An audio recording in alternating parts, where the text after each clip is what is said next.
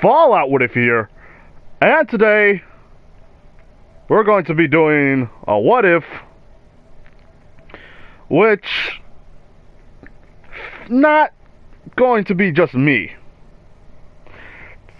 not going to be, but with Patrick as well, with Patrick, and also Loki. It's going to be all three of us, in My Hero Academia universe, in a way, because technically we're not there just yet. So,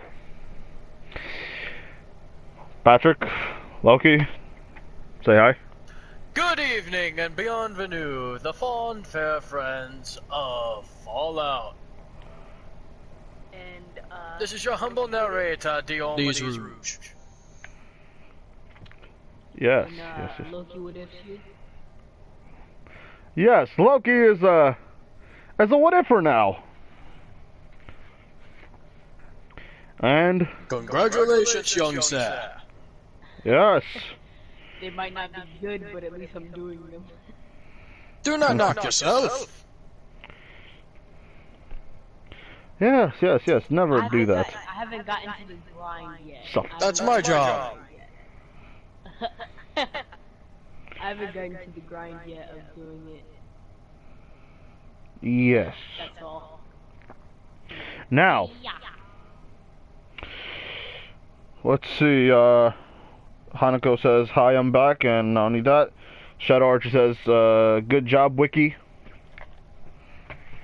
Don't know. I think he's probably saying Loki. Hopefully so. Yep. Hopefully I'm right. But this is going to be what if me, Fallout with here, Patrick, Diomedes Rouge, and Loki, Uchiha. Loki. Yes. Whatever. Basically, we're going to do this. So, what's going to happen is this. Who wants to start off their story first? You first, sir, since you're the star of this show. Yeah, I'll go last. Okay, fair enough. So, in Mexico, in good old Mexico, right there, a child was born, technically speaking, of a man named Leonard Snart and a woman named, well, we never actually find out the mom's name. But she is from Japan, so her name is Saiko. Saiko Sato. Seiko Sato, whatever. Now, I was born in Mexico because my father, whose name is Leonard Snart, and if you guys are wondering, it's actually Captain Cold, but, he's not, he's different. So, basically speaking, all my life, or most of my life, is spent in Mexico, where I was adopted by a cartel. And in the cartel, basically I was used as their pack mule. If you guys don't know what that means, it means they store drugs within the person's body, and they send them to each person, whoever's going to buy them, open them up, and after that, basically, I become somewhat of a pack mule for a long time, until they found out that I have a quirk.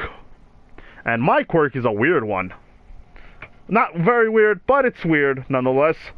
I have a fusion quirk, where I can fuse humans and inanimate objects and stuff to my body. But there's, slight change, there's differences to all that stuff. Such as, by technicality, I can only fuse with one human at a time, since I'm a kid. And even then, that'll take up a lot of energy. And there's a time limit as well, so basically, it's nothing more than just useless. For now. Now, the one thing I could do is fuse with inanimate objects. Place them within my body. Not only that, just without having me to be being cut up so many times, it's easier for me just to not... Well, it's easier for me to fuse than get cut up. And that's what I do. For the next 6 years, I'm just cut up and fused and cut up and fused and cut up and fused. And I get to meet this one beautiful girl. She has crimson hair. Not only that, she has a tattoo on her face, which is that of the calavera. If you guys don't know what that means, it's a skull, or sometimes known as a skeleton. So, by that, she's basically someone who has something called death. When she touches somebody, depending on her emotions and such, basically, the moment she touches them, she can know what they are, or sometimes analyze all her people, or just somewhat kill them, depending on how her emotions are. So, she's usually a gloomy person. But I am someone who's a somewhat cheery guy. I'm an idiot of some sorts. But I am happy nonetheless. Now, basically with all that being said, there's been a point in time where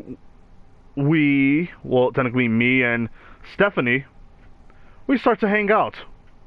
At first she was always hesitant. She pushed me away. She even gave me the mark of death herself. And it did not kill me. Because what I should have said was, depending on if she can control it or not, it will lead to death. Thus the term, the mark of death. So, after all that stuff happens, after all the talking and after all the laughs, technically me and her start to fall in love. And we do for a while. We become like childhood sweethearts. And there is a point in time where not even her quirk can survive. And what do I mean?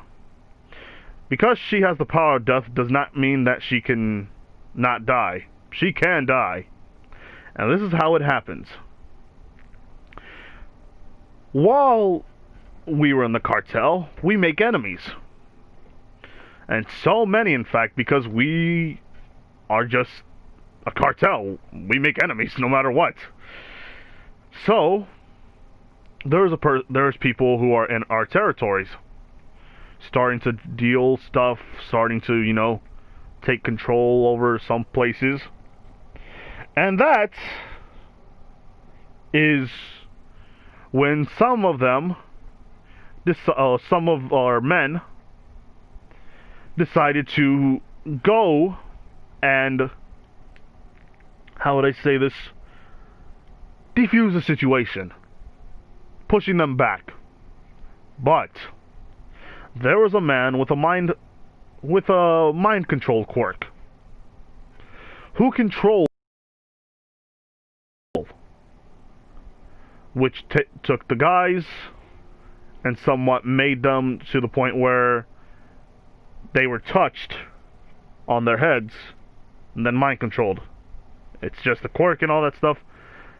So, over that period of time, everyone was asleep. We were kids back then. We didn't know what was going to happen. So, when all that stuff happens, they somewhat, when I mean they, I mean the actual people who worked for us, or who were my coworkers and all that stuff, to be honest. They took off security comms, cameras and such, opened the front doors, letting everyone in.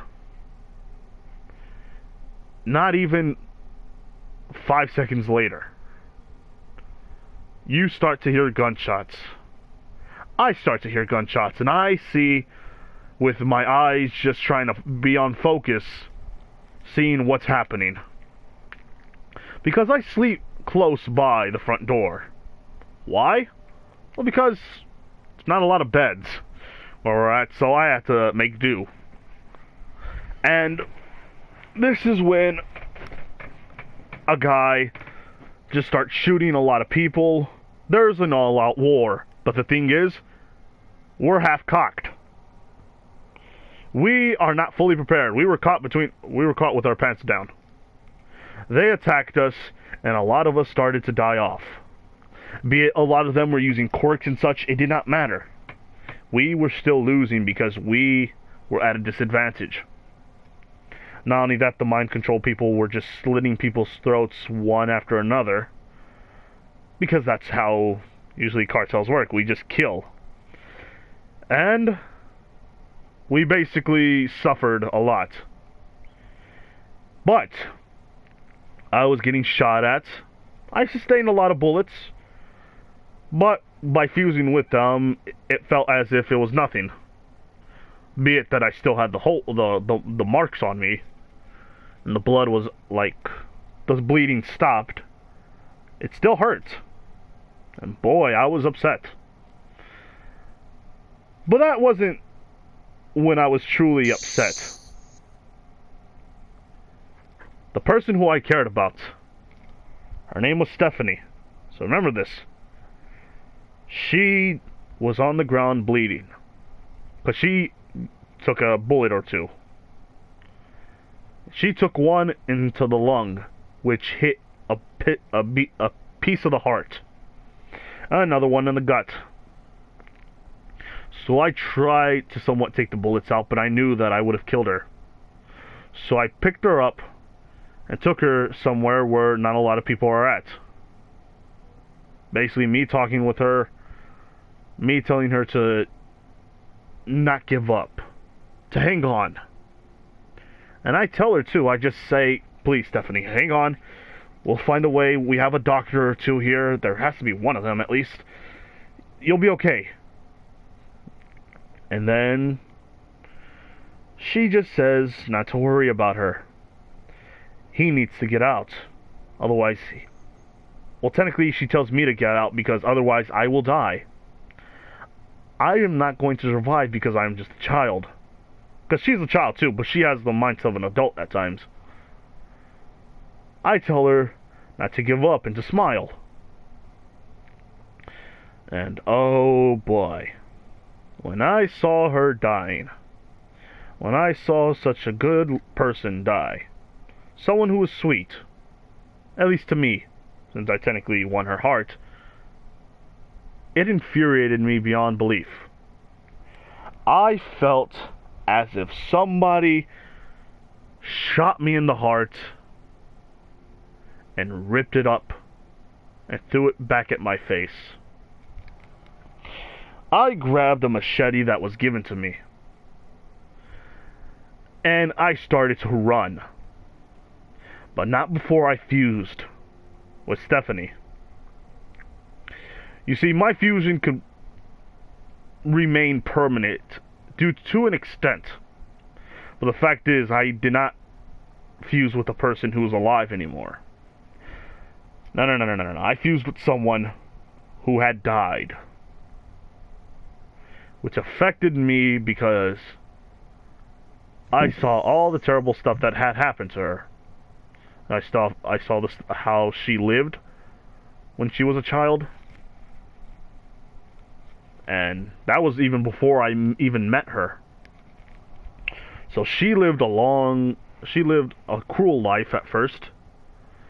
And now it made me happy to know that at least I brought her at least a bit of happiness.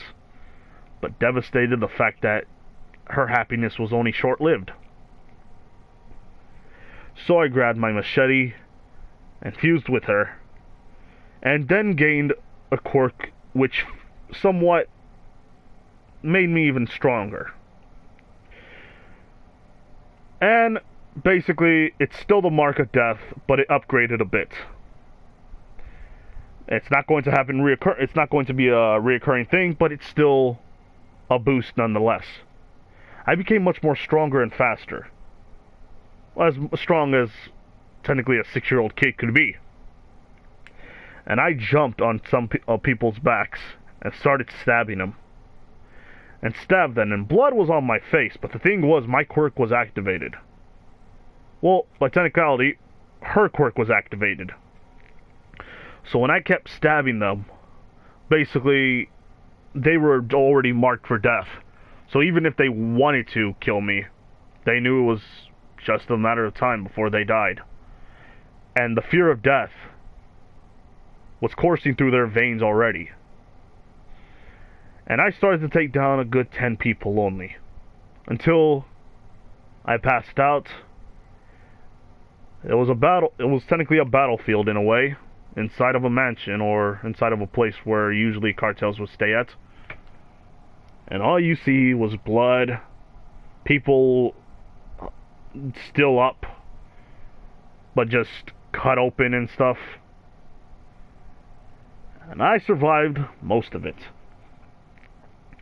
So when I got up, I saw the horrors of a battle. I saw everything, and it opened up to me. I opened up to it.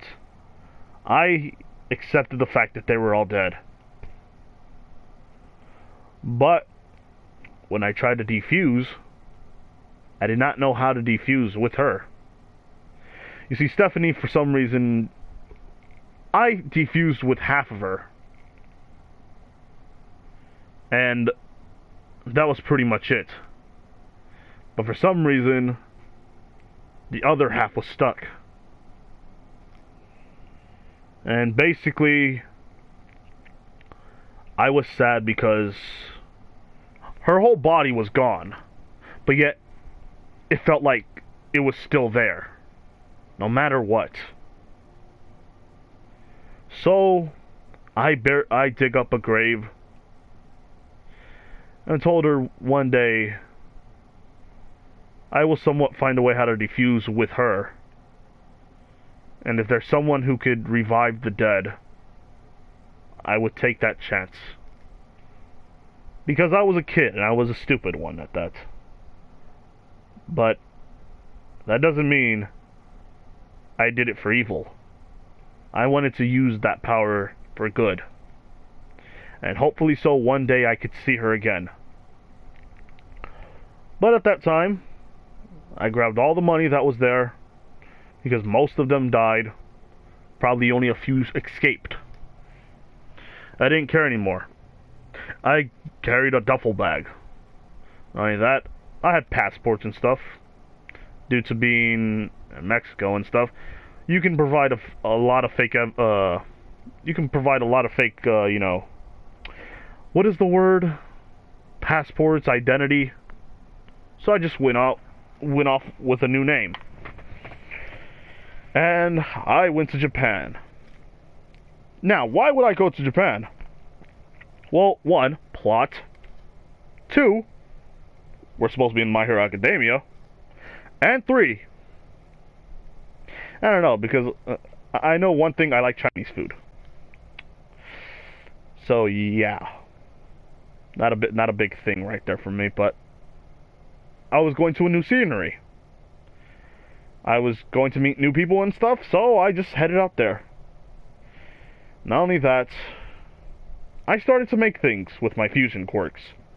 Bit of inventions, a little bit of tinkering and stuff. And that was pretty much it for me. I just did that. Not only that, I also dealt with, how should I say this, with the black market and all that. Me knowing how stuff like this would work, using that knowledge, basically was my biggest advantage. Now, pretty much I was 8 when I started to go to school, because I had to still get my education. And pretty much I met other people. I met a person named Toya Todoroki. And I'm going to age her down a bit. And yes, it's a she. And there's going to be a lot more she's. But that's not for right now. But she was just that bad kid who usually had bruises all over her. Not only that, bandages. So we started to talk and all that stuff. And then a year later, she was gone. It was sad because it felt like a new form of love was going to happen, but it never did. Not yet. Not only that, I just started to live doing a lot of things, train, going to a lot of arenas where they fight underground. Using my knowledge and all that stuff, I found out how fighting usually works. You can use your quirks and all that stuff, and I started to do everything that I could. And that's pretty much all it for me. That is how my life usually was. I was just someone who had ambition to one day become a hero. And, you know, Stephanie knew I wanted to be a hero. So she told me just to pursue my dreams in her final last breath. To just live and to at least get away from all this evilness. To do something good for myself. That's where I'm going to end off my part of the story. So, we're going to take at least a good minute here to wait. So, how did you guys think? Good, bad? Not too shabby, my friend. Not too shabby at all. Dude, that almost made me cry. I gotta admit, I was holding on a little bit. Now, let's see what the people are going to say. Dude, a lot of people... Oh, jeez. 43 out of what? A couple of minutes or minutes before? Can someone explain? Hey, guys, I might record today. After that, this great Fallout doing a what if right now. Yes, lucky you both. Lucky you didn't have both of the parts. Let's see. Okay, like the video. What shadow? What if Deku was trained by Deadpool? I'll think about it. Nah, I wouldn't understand. But let's see. Hey, Zane. Gilmore. I'm confused. I'll tell you. Hey, tell you Todoroki. Other more girls. Is your harem? No. Somebody made sure that I didn't get a harem. Evil, cheeky person right here. Now, before you say anything, let's see. Only a couple more things. Let's see. She's a spicy chicken. Okay, a burnt chicken nugget. Nice Shadow King said that. I don't know. I really don't know. That is something I don't know. Be right back. Nice What If follow. I'm gonna watch it again because I'm late. Well done. Good. Cha. Oh, because I'm in Mexico. Yeah, I guess that is kind of funny. So, who's going to go next? I could do it. All right. Considering he already called last. So, allow me to, first set the scenery.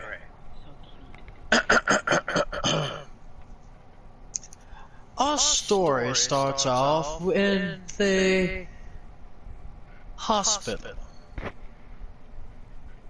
A young man is stirring, and what he awakes to is the beeping of machinery. He turns over and sees the life support is hooked up to his arm and his body. He feels a tube going down his throat, pumping oxygen into his lungs.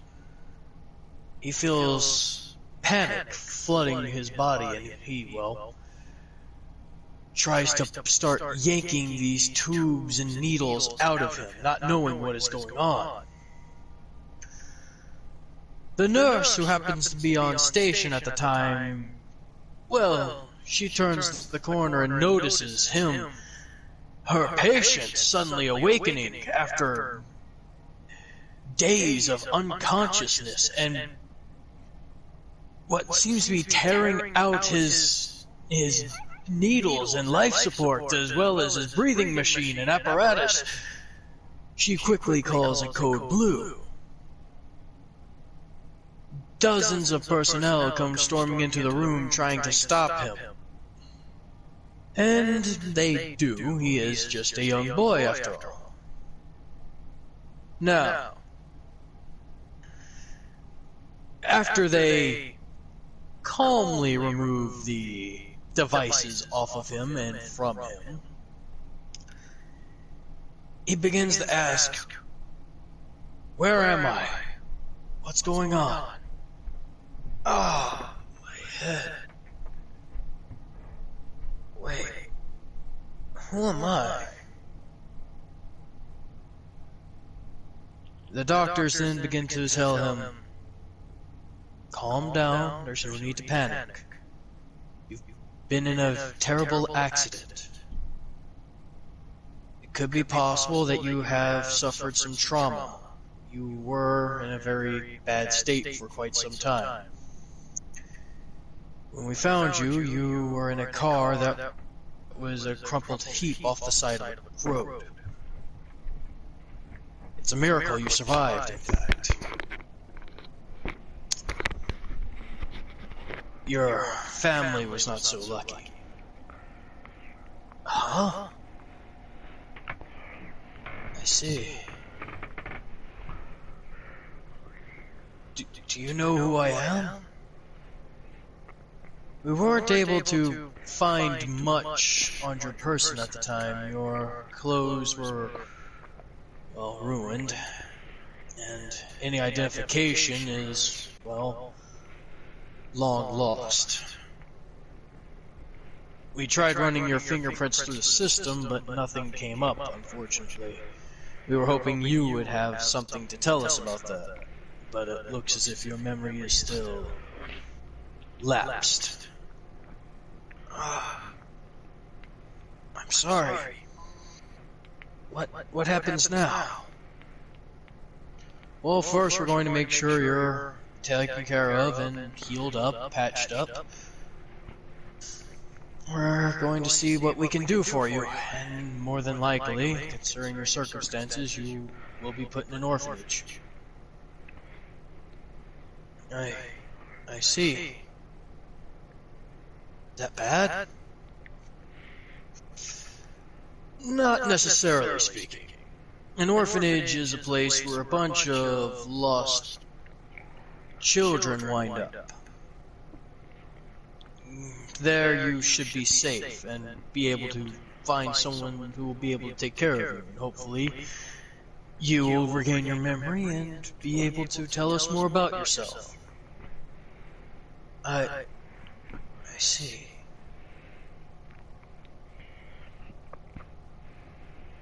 We do know one thing. Huh? What is it? When, we found you, apparently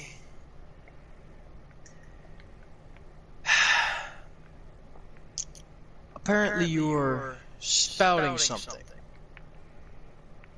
Something about a name. Airy, if you will.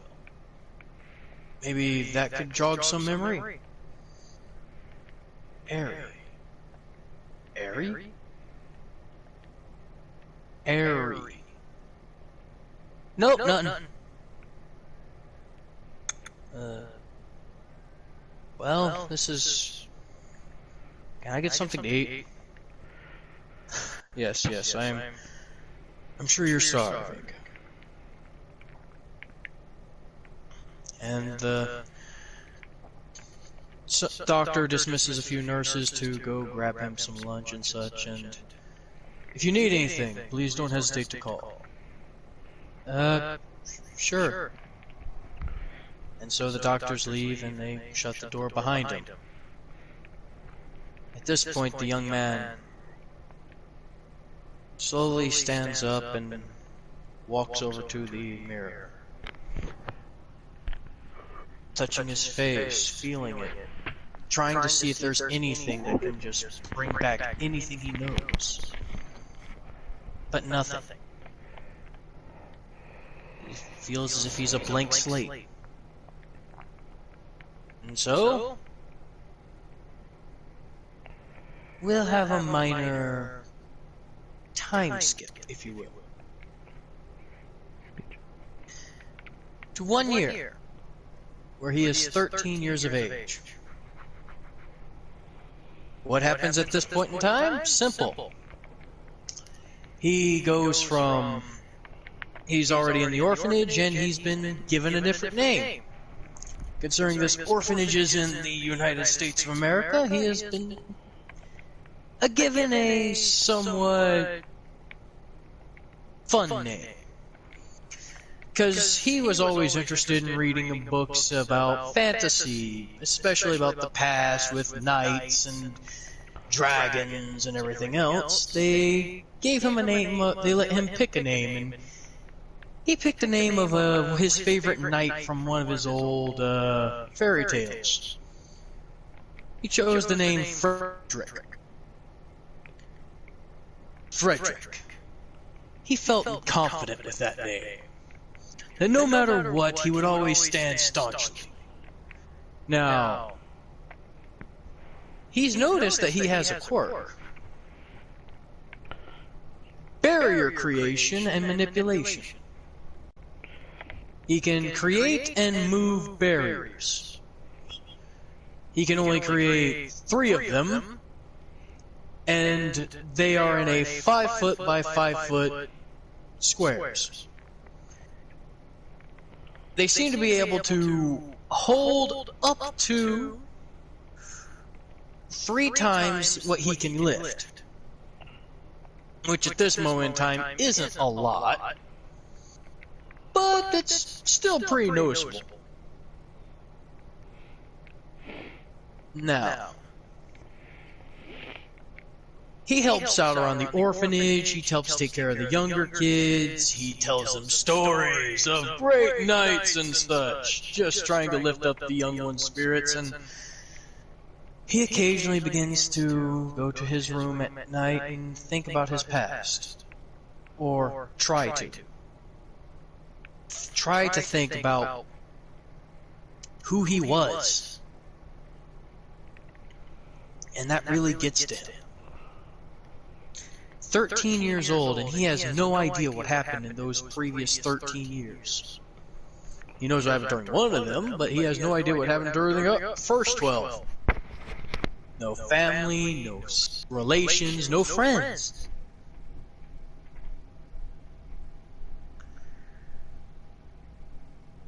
And then a strange man appears in the orphanage one day. Now, this man is not American. In fact, he is Japanese in descent.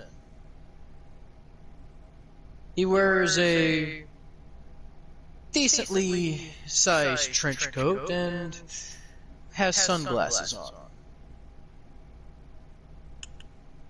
And he asks the lady there if the head... Well, considering this is an orphanage, we'll just go ahead and go with the whole cliche. The head nun about adopting. They say, you wish to adopt? Indeed. And so they say, sure, who would you like to adopt?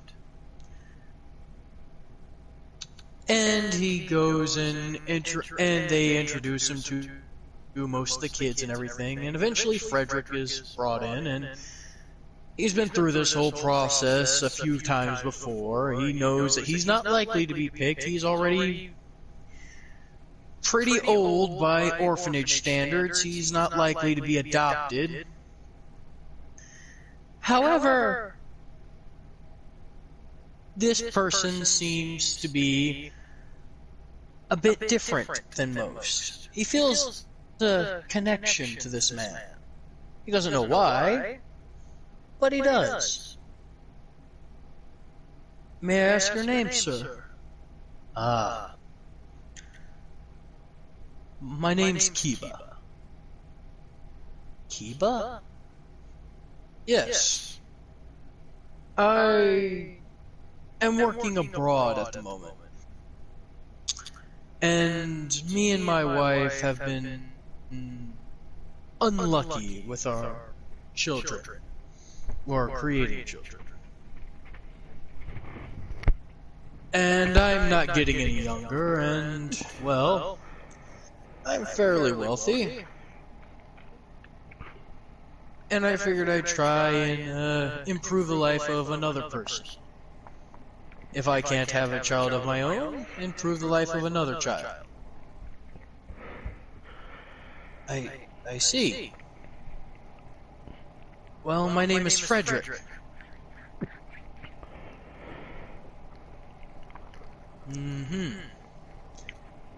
And so they begin talking and discussing everything.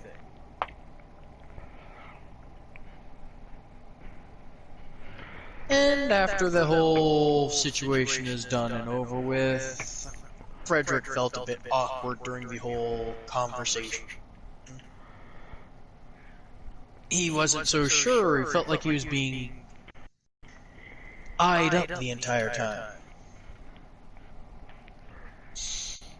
But to his surprise, a couple of weeks later, it turns out that Kiva wanted to adopt Frederick. Frederick's as shocked as anything else, just going, huh? I was chosen? Yes, you are, Frederick. Aren't you happy? A bit unsettled. Aren't I a bit old? It is uncommon, but it's not unheard of. What about the others? Frederick, honey, as the sister puts her hand on his shoulder. Sometimes you have to think about what's best for you. You can't take care of everyone forever. Maybe this is a good thing for you. Do you really just want to spend your entire life in the orphanage? No. Well then, why don't you try experiencing some new things? Okay. I'll try. And so, Frederick does. And over these couple of months, Frederick is brought more and more around Kiva, and eventually the adoption papers do go through. Now, Frederick isn't dumb, by any state of the word. He does have a middle school area of intelligence. He actually has a fairly high intelligence. He's able to catch up and study and learn things quickly. He's also able to put effort into a lot of different things and catch up and adapt to situations, if you will. He's just a bit overly trusting.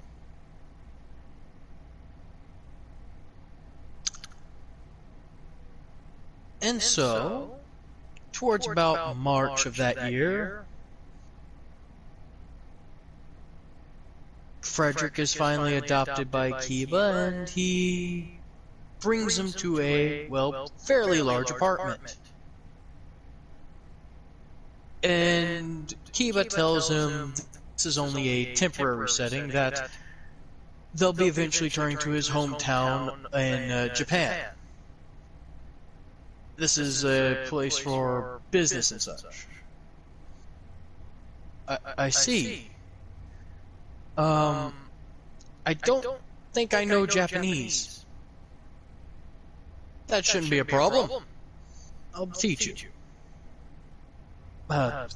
Thank you. As over the next month or so, he's able to teach him how to speak Japanese somewhat roughly, and he's able to, well, write it even rougher, but he gets the basics. After that point in time, they leave for Japan.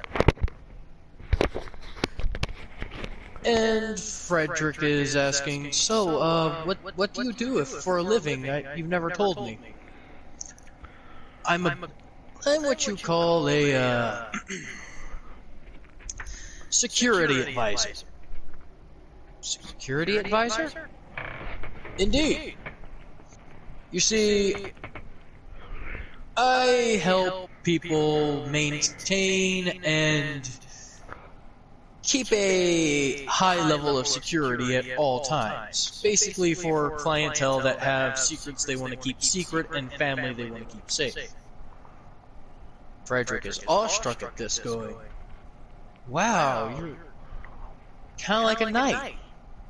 Kiba just kind of looks at him going, I guess you could look at.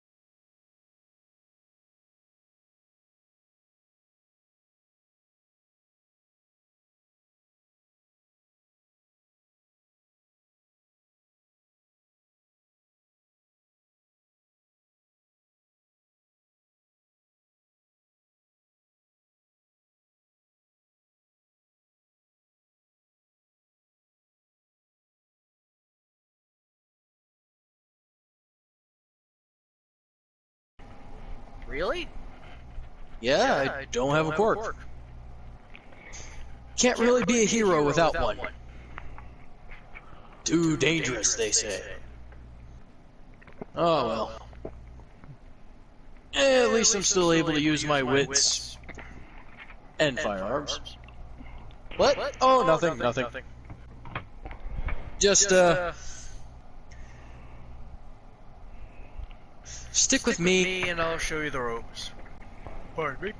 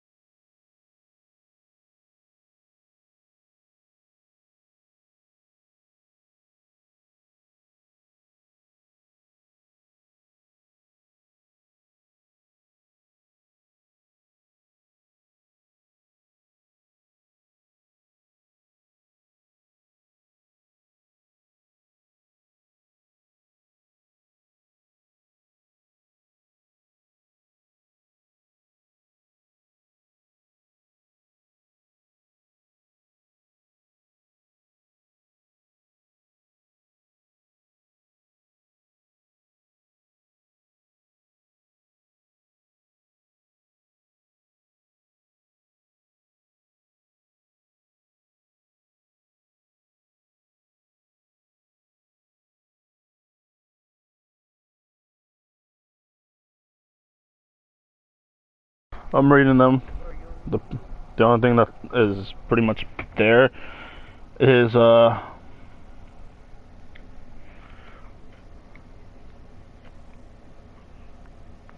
pretty much not that much, to be honest. It's just like your hello, goodbye, and all that stuff. Okay, so it's just straight into it, huh? Yeah, pretty much that was it right there. So don't worry, we'll wait. We'll be patient right now. Whew, so let's see.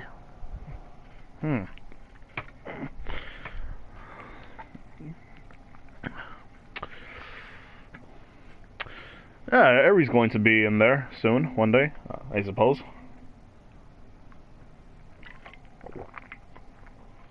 Oh yeah, people are gonna be. Hey, people follow. What? People are probably gonna be weirded out by my other ship. You know what I mean? People are probably gonna be weirded out when I say it. They're gonna be like, "What? You're gonna do what?" Like I said, you should have used Uzaki-chan. I know I was going to, and then I'm like, no, because this person that I'm gonna do it with is a better suit for my for things we could do together. Not like that. Yeah. I see. Let's see. Oh, I can make it a quirk marriage.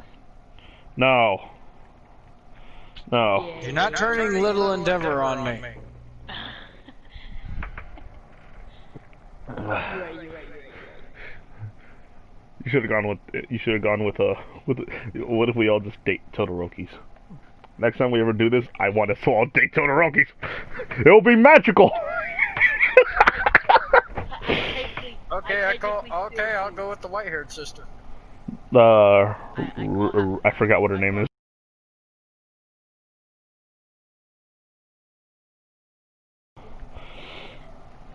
Yippee. Let's.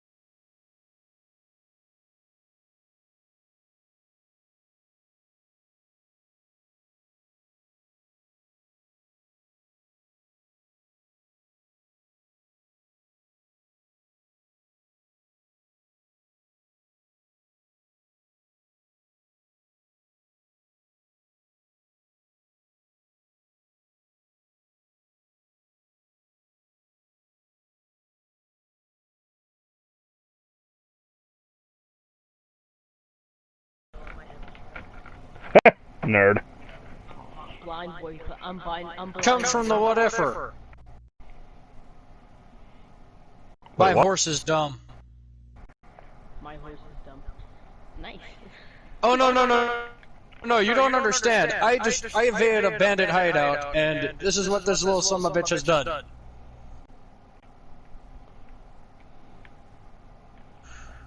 Murder the horse. I am not murdering my horse. Cost 1,000 gold. I am not murdering him. Hey, Well, Paul, how was your day today? That rhymes. Look at this little dumb son of a gun.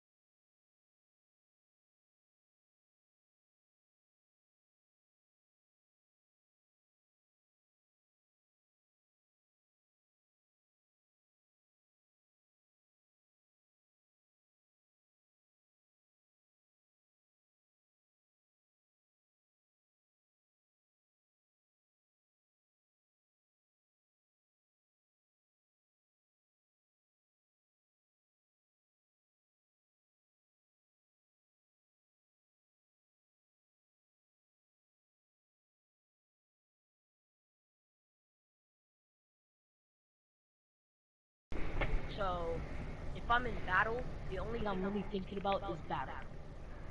And also, she trains me in studies, so I don't fall behind in anything. And most of the time, I have bruises because I fight with my dad, and he fights me with full strength. He doesn't hold back. If you want to be an assassin, you have to be trained. You have to train hard, hard. Like there's no shortcuts. There's no nothing. You have to train hard to be an assassin, and that's the training I'm going through from the ages 4. I say 11 and 3/4. Like from 4 to 11 and 3/4, I've trained. Well, no, from 3.5 to 11 and 3/4, I've been training assassin-wise, and I've been training on to make my quirk as lethal as it can be. I've got my quirk to at least as lethal as it can be, but for that, I do not use my quirk. My quirk is basically, it's very strong. I have very good control. My quirk is a very good quirk. I just decide not to use it because if I did, I would probably end up killing the person I'm fighting. So I decide to use my strength from my body that I have trained on for how many years? 3, 4, 5, 6, 7, 8, 9, 10, 11. For 8 years, I've trained on my body, so I'm built. But I'm like, y'all know that I'm pretty sure y'all know the Zoo body. You know, I have that, but I'm bigger a little bit. Like I'm slim, but I have muscle on me. Because I have to be slim, because I have to be fast, but I also have to be strong. So I'm like the slim buff type. So I have that type of bod, and there is a way you can see if my quirk is activated or not. When my quirk activates, my hair stands straight up, and it like, well, not stand straight up. It's like water, but like it's still hair, but it's like water, and it like moves like water with my movements. Excuse me. And my eyes turn an ocean blue, and they have a tint, like a glowing tint, but not too much. And that's how you know if my quirk's activated or not. And whilst being trained as an assassin, I get my senses heightened. I learn how I learn that you always scope out a room. That if you enter a room, you always make sure you know where everything is and where everyone is. And I kinda have a sixth sense, but not like too much. Like if you're about to punch me, I know where you are, and like I see your fist before you. Like when you throw it, I read movements. Like I read movements to where if you throw a punch, I'm gonna know where you throw it. It's not like Ultra Instinct where I just dodge automatically. No, I dodge. I dodge as it's coming at me. I dodge it because I read your movements. I read your muscle. I read your movements. And I also analyze you whilst we're fighting. So I analyze you, and I like book your moves into my mind. So if I ever fight you again, I know what you're gonna do, most likely. Just like how Deku knew Bakugo always opens a fight with a big right hook, I'll know what you do, and I'll book it. I'll have that in my mind. So the next time I fight you, I'll know what you're gonna do to me. Also, I would love my mother to death, but I don't like my father because he made my quirk into a weapon. He didn't let me choose if I wanted to be an assassin. He made me train. He made me do this. I didn't want to do this. He made my quirk a weapon. That's why I don't like using it, because he made my quirk a weapon. But I built my body.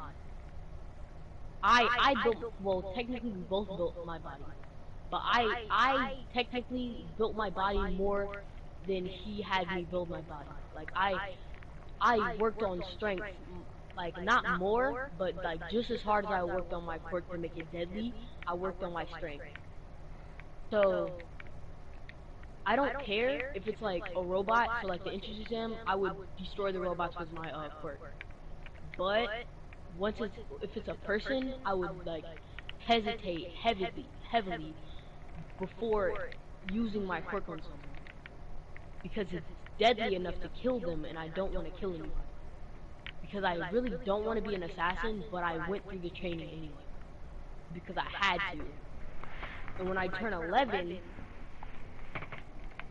no, we'll say when I turn 12, like on my birthday, I tell them I'm not training as an assassin anymore. And really and truly, they've trained me to a point where I'm basically on equal ground with my mom and dad and my two brothers. I'm basically on equal ground. I'm basically on equal strength to them.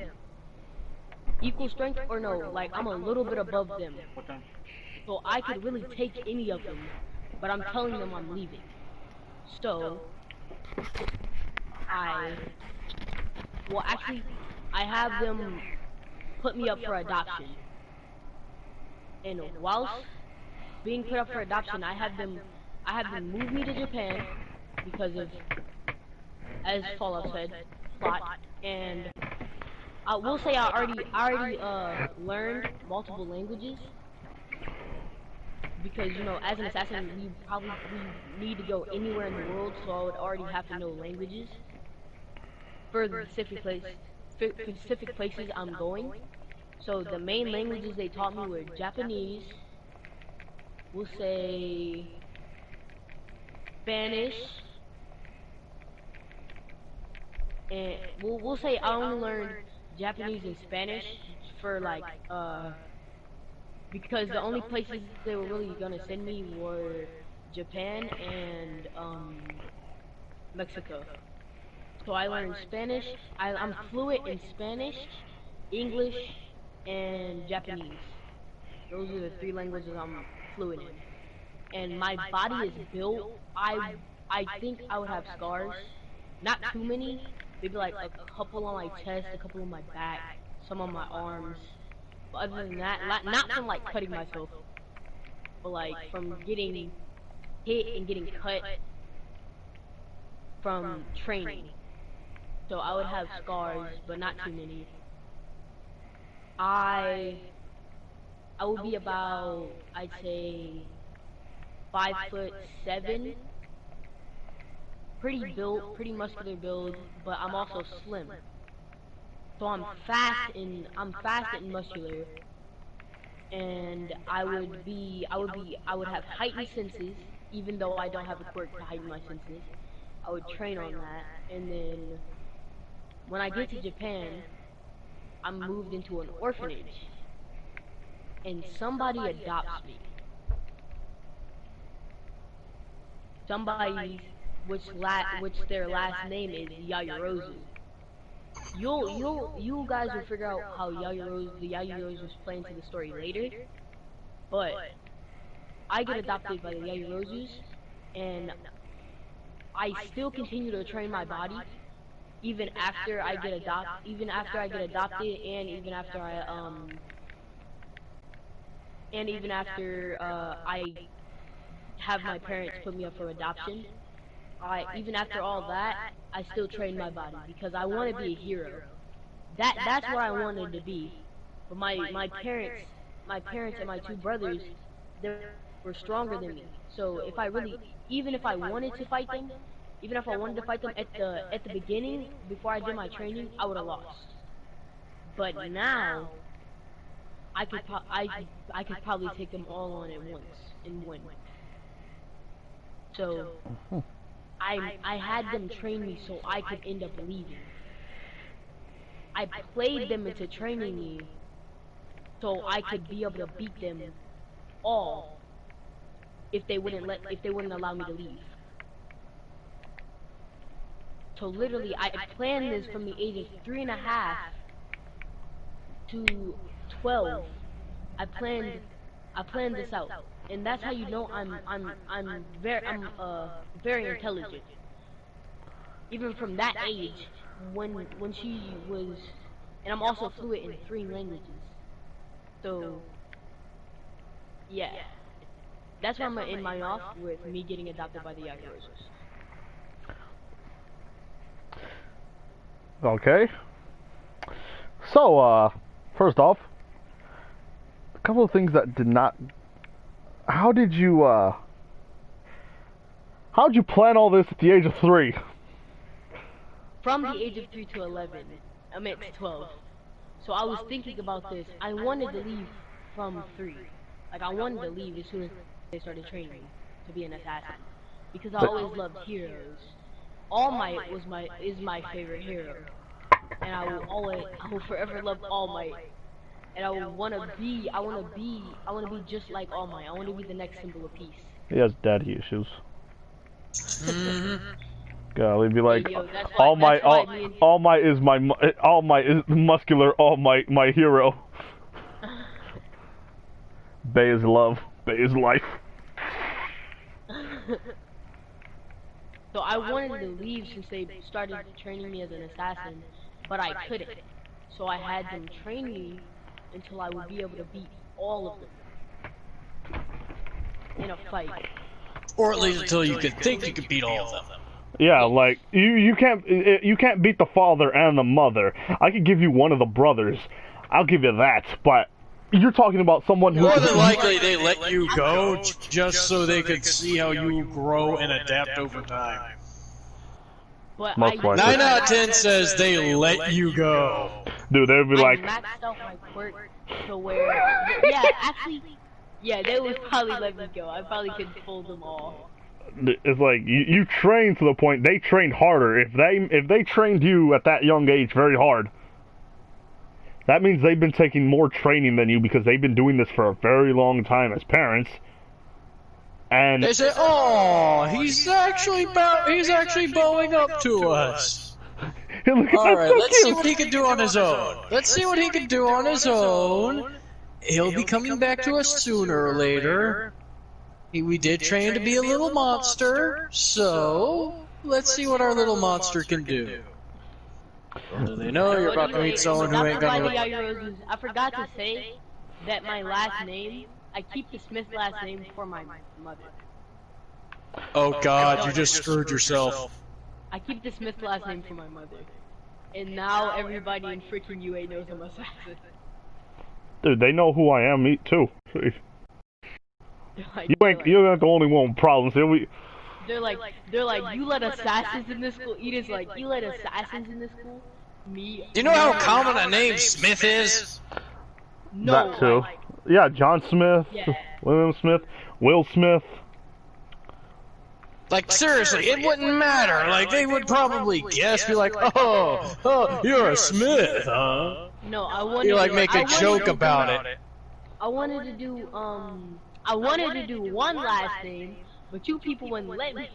Yeah. I wonder why. I wonder if it could have been for some strange reason. It would have been more noticeable. No, it would have been too OP. Yes. I wouldn't have changed my backstory to it. You would have What used... if Deku was Klaus von Reinhardt? Reinhurst. My bad. Reinhurst. Do you guys want to get into when we meet each other, or do you guys want to keep that for later? I mean, that depends on you guys, because I'm ready. Sheesh. I am too. Ain't gonna change me. Fallout will allow you to start. No. You know what? I took up the spotlight way too many times. But you know it's what? your show. True. Yes, but you are my humble guest. But I'm the right hand. The right hand always waves to the main body. Holds the door open. And the right hand must understand that sometimes the head needs to relax a little bit. Okay, let's relax a little bit. Alright, good. We'll take a 5-minute break here, people. So I really like how he did his he has daddy issues just like Todoroki. That was definitely planned. I did that on purpose. I did not do it by accident. Which means it was completely accidental. Got it. Think about it. I'm like, I do have daddy issues. Me and Todoroki are gonna click. Well, she'd be rubbing the If you didn't guess, that's gonna be one of my ships. Yes, I said one. We cracked a little deal. What do you mean we? You, to be fair, you didn't make the deal. He made the deal with me. True, but I was included in said deal. Did you include him in said deal? Yeah. I said right. you guys. Fair enough.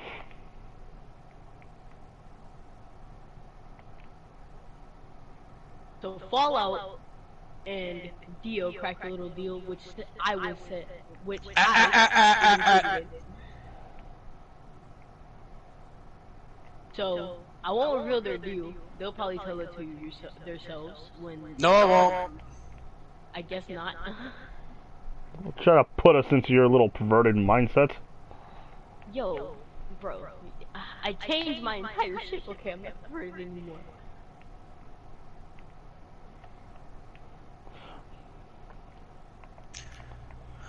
Dude, I just fought here with level 1. As a level 1, I just started to do things like this. Yep. Oh boy. Let's see. I need more stamina, but at the same time, I'm not using it right now. Health. But I can carry more.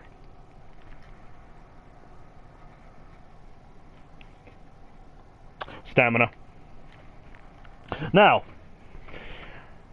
I'm pretty much okay with how I did mine. Was there any questions that you guys had for me for this one? Like when I did mine? I think you did yours. Not especially. Yeah, I don't have any questions. For me, I need to work on my storytelling. It's not that great, but other than that, I like. You gave us big details here. We didn't have to guess too much. But I'm glad that we caught you on that little, oh yeah, my family were assassins. I was like, why would he say assassins? And then I thought, there's only a couple of assassins in the family. One of them, I got right. Cheeky. I was about to make myself extremely overpowered. We caught him on the same time. There was no way we wouldn't find out. I was gonna give myself, you know the extendo nails. I was gonna give myself that. Yeah, no. Yeah, no. That can go die in hell. All the hell. It can just go die in all of the hell. Not partial of the hell, all of the hell. Hell in general. I can also withstand like a lot of pain. Yeah, that could be technically true since he is technically an assassin.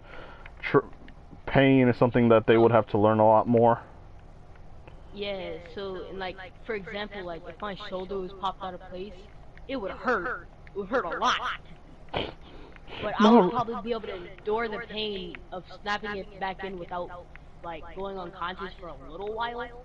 Not too long, because that's kind of insanely overpowered. I mean, not especially. It's not that hard to pop a shoulder back in the socket. All you need is a solid wall. And also, I can like, I would say, I wouldn't have increased healing or any of that because those are quirks.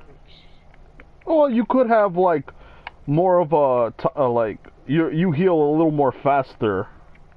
I would say he would know basic first aid. That too. No, not that too. I'll try that with us. Does Flash Deku have his own reverse splash? Yes, maybe. I don't know. It's Fallout, but yes. Reverse Bakugan. Follow, make that a thing. I am going to make that a thing now. He's going to make it a thing. Way to go, Shadow. Hashtag You're always reverse coming in Bakugo. clutch. Hashtag reverse Bakugo. I was going to think of that, like, his hatred for Izuku would have been a lot, and due to the fact that,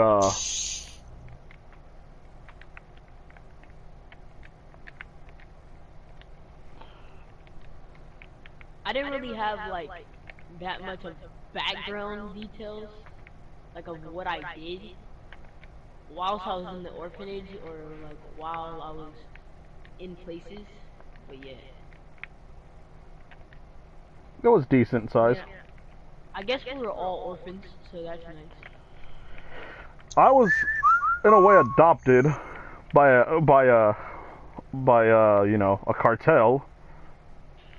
I was going to say that, you know, Mr. Chapo himself adopted me. I was like, no, that's too big of a gang.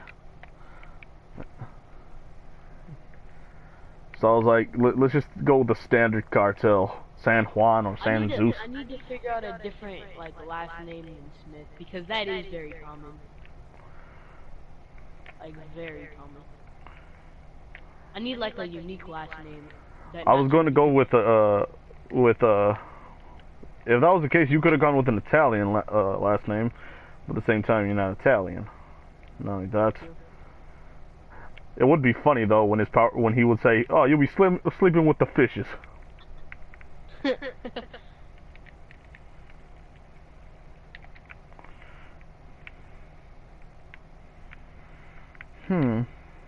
All right, I think time's up. Whoa, Fallout.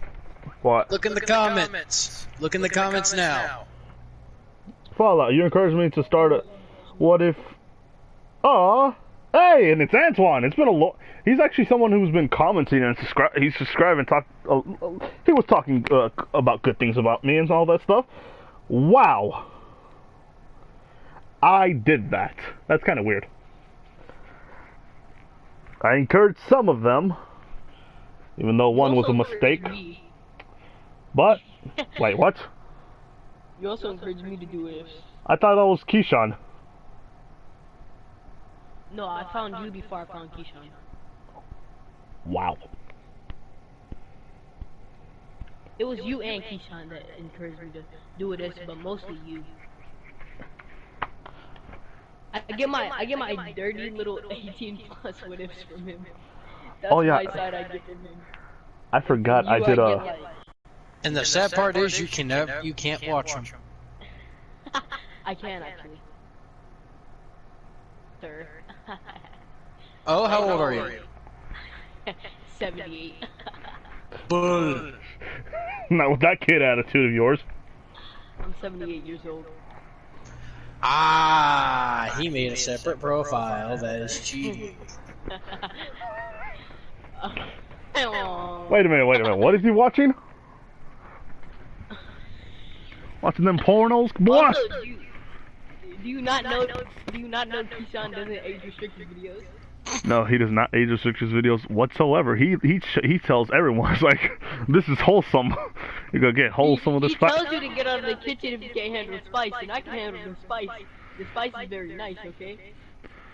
Add a little more spice. Wait a minute. Okay, fair enough. Alright, it's time to go back to the what ifing. With Right. Patrick. No, that's you first. You're the star of the show.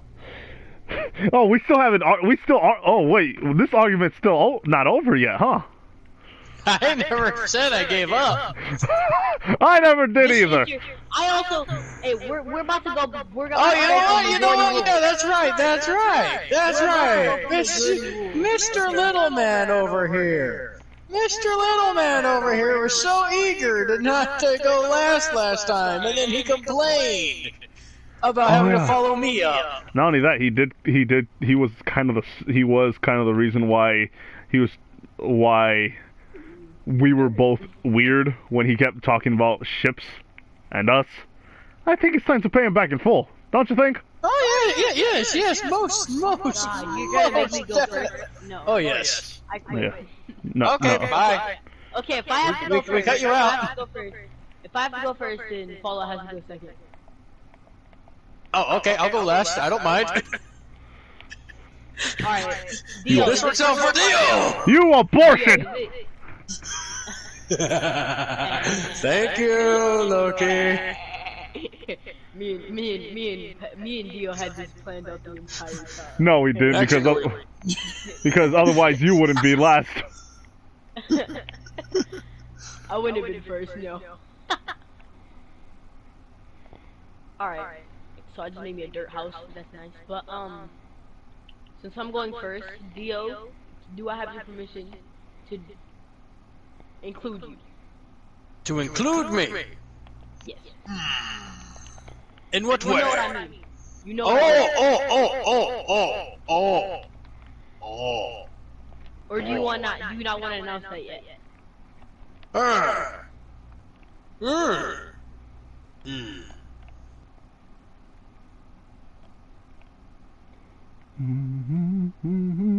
Damn it. You're making it where I want to go first now. You can if you want to. I'm happy to create my place. I'll be last place then. The entire time. They abused me. No. They abused the poor Dio. What do you mean the poor Dio? If I ever heard of a stretch, you be a rubber band. An extremely stretchy one. You see how they make fun of the poor Dio. Oh no. I feel so terribly ashamed of what I say. You see? He admits it. That was sarcasm. I know. That's the point. Alright, Loki, I give you full permission. However, don't reveal too much. Okay. He still was like, nope, not going yet. Alright, so do you want to voice your character? Because I do not know what you would say. Sure, just say my name when my line comes around. Alright. So, as I said before, I would be adopted by the Yayarozes. Now, with the Yayarozes, my life would be way different. Way different.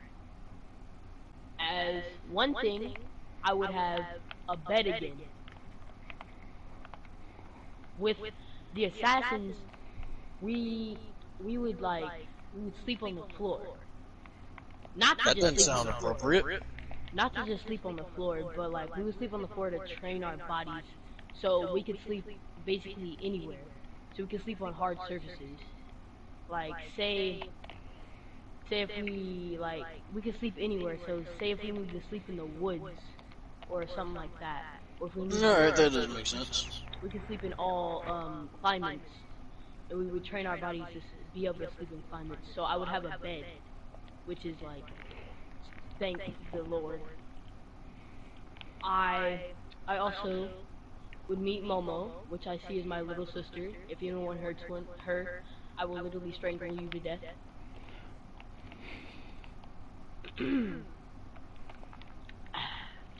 Literally strangle you to death. Then about, I'd say, half a year later, about 6 months later, after I get with the Yayarozes, I turn 13. And about 2 days after I turn 13, somebody is moving in with us. Even though he isn't getting adopted by the Yayarozes, he's moving in with us because his dad's agency was hired to protect the Yayarozes, Momo's our parents. So, in this person's agency is none other than Akiba. His agency is hired to protect the Yayarozu family as a whole. And I meet somebody named Frederick. Yes. Dio. Yes. You do the first encounter between us two. I'll voice my character, you voice yours. Alright, very well.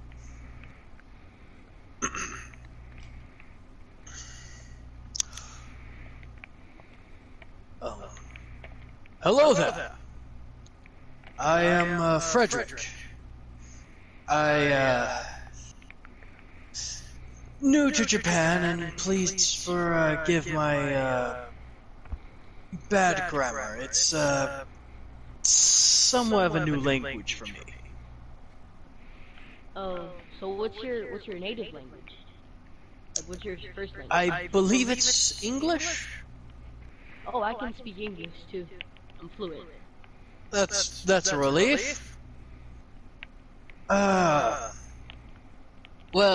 it seems as if my father will be here for a couple of months setting up the security, the initial security and everything, and then after that he'll be going back to his well, doing what he does best, moving from place to place, taking care of other things. But until then, I'll be staying here with y'all if y'all don't mind. Oh, of course. I'm adopted, so we have plenty of room in this giant mansion. I see. It is pretty big. And it would be Almost nice as to big have as the hospital. What hospital? Just, never mind me. I say weird things sometimes.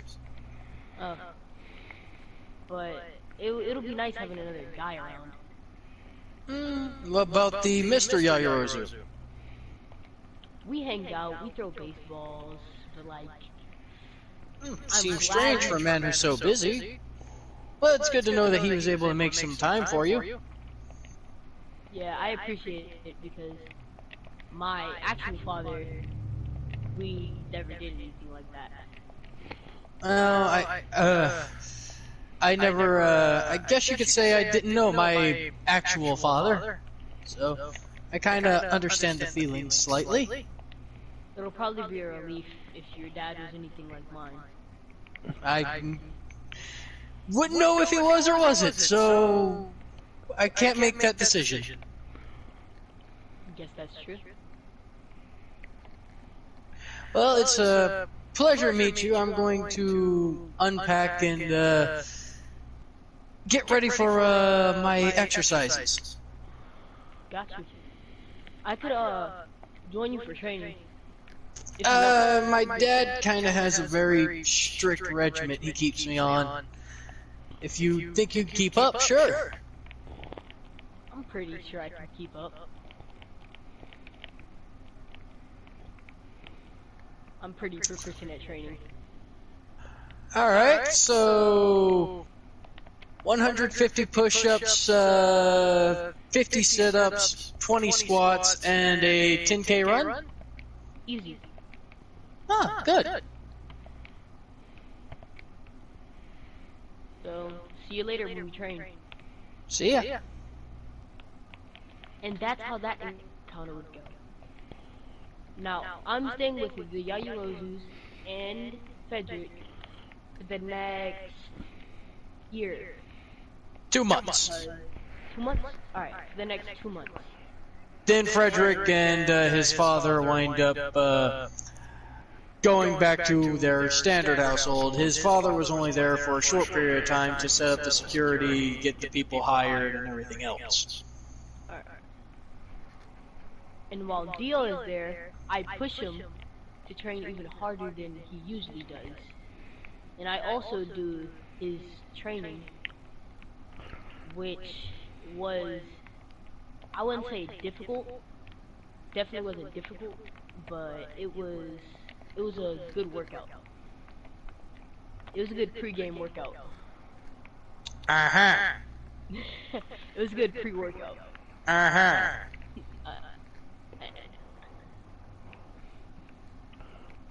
Alright. And that's how me living with the Yayorozus would go. Until I turn 14, when I take the entrance exam with Momo, but I don't take the what's it called? I don't take the recommended test. I take the normal test. I didn't want to take that recommendation. recommendation test because Why do I?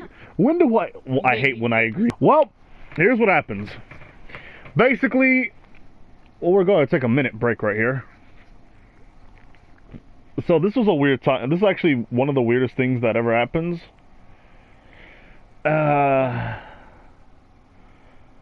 Let's see. The thing is, can you guys still hear me? I can hear you.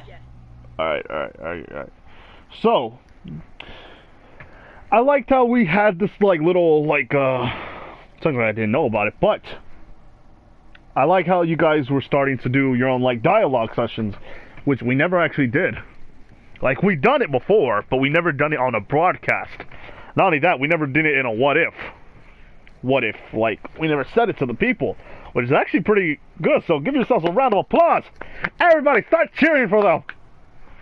Please don't. I am terrible at receiving compliments.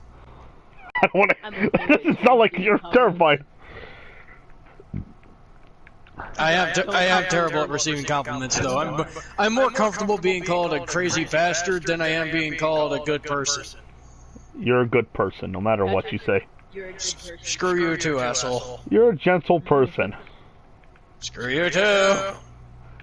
You're a kind person who should be thanked for all of his services. Right, I will murder you later. You Man. really should be thanked. Such a tender person at times, you know.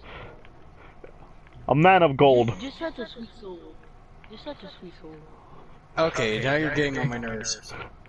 We're just complimenting you.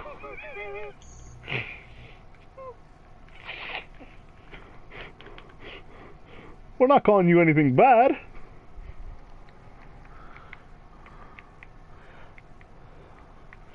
Ah. It's all fun and games until Dio actually gets mad. All fun and games until somebody loses their neck. It's all fun and games until somebody gets karate chopped from the...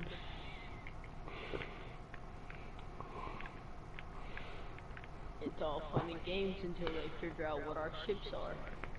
Hold on, so you guys distract them for a couple of seconds by reading the comments because I need to change my batteries so that way I can see what they're what's happening. What if Bakugo Smallville was Smallville Superman is no canon Bakugo in the story? Oh god, no. Uchiha plays Hi? Is that you, Loki? No. The, our thing is different. And my name now is Loki. I'll type Thorin. Hello. Hello, Thorin. How you doing, Thorin? Well, you've changed it before. I just wanted to be sure. Yeah. Now that I started with a thing, I wanted my channel to be easier to get, and not everybody can spell Uchiha, so, which is weird to me, but yeah. It is. If people with dyslexia have a hard time spelling that sometimes. I mean, my name is Diomedes, literally a Greek hero, and apparently people have a hard time saying his name. So yes, it can be difficult for people. Yeah, I just call you Dio because I can't say that. Diomedes. Diomedes. That's a simple pronunciation of it. Diomedes. Okay, what's the complicated one? Diomedes. Diomedes. Did I say that right? Diomedes? Yep. Cool. You're the man I love. I love. I'm joking. Thank you, Shadow. Thank you for only be joking. What if Deku was Yami Sukiro from Black Clover? Sukihiro. Could be interesting. Deku had the power of love cord. I could do something. That'd be awkward, but could be feasible. I mean, it would be kind of broken depending on how powerful you made it. I can make him the son of Aphrodite. Oh, God, no. I could basically make him what's his name? Isn't like Cupid their son? It's not Cupid. His name's not Cupid, but it's something like that. I don't know if it's. Nope, here he is. Ear breaking as usual. Who? But I could do something. Whenever you come in and rush to put on your headphones.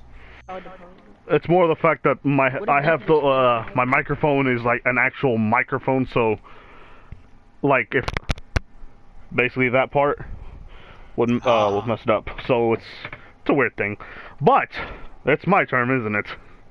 Yeah. You know, the time I was gone, you could have done yours, and you could have saved so much time. You know, a little bit of I stuff. don't care. Nope.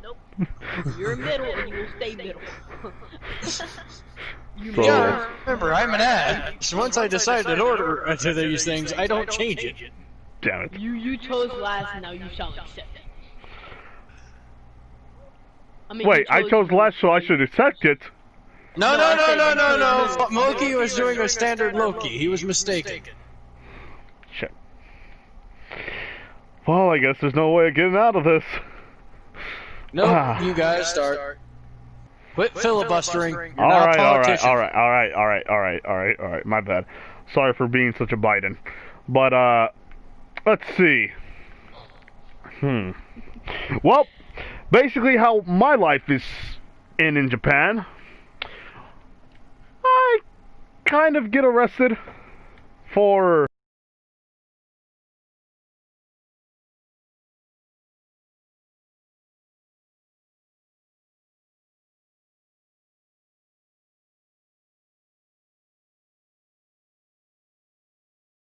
because of what happened. She just ran away. Well, if Luffy was Vinsmoke, what if Okay.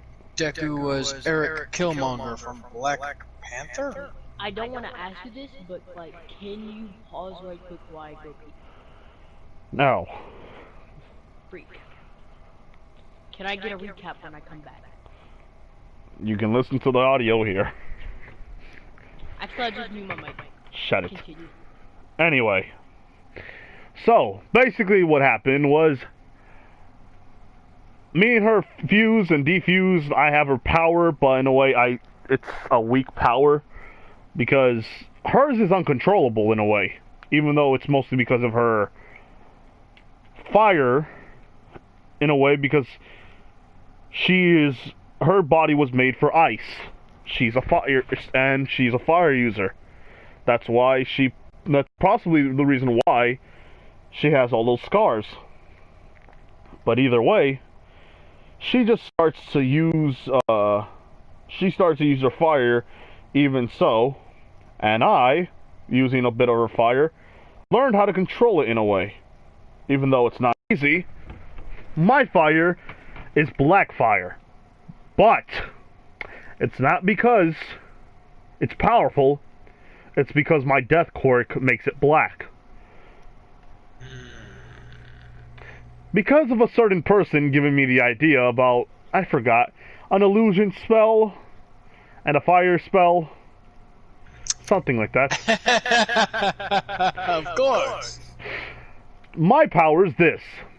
Whenever I burn someone, I give them the illusion of death being all around them, but they're still burning up a lot.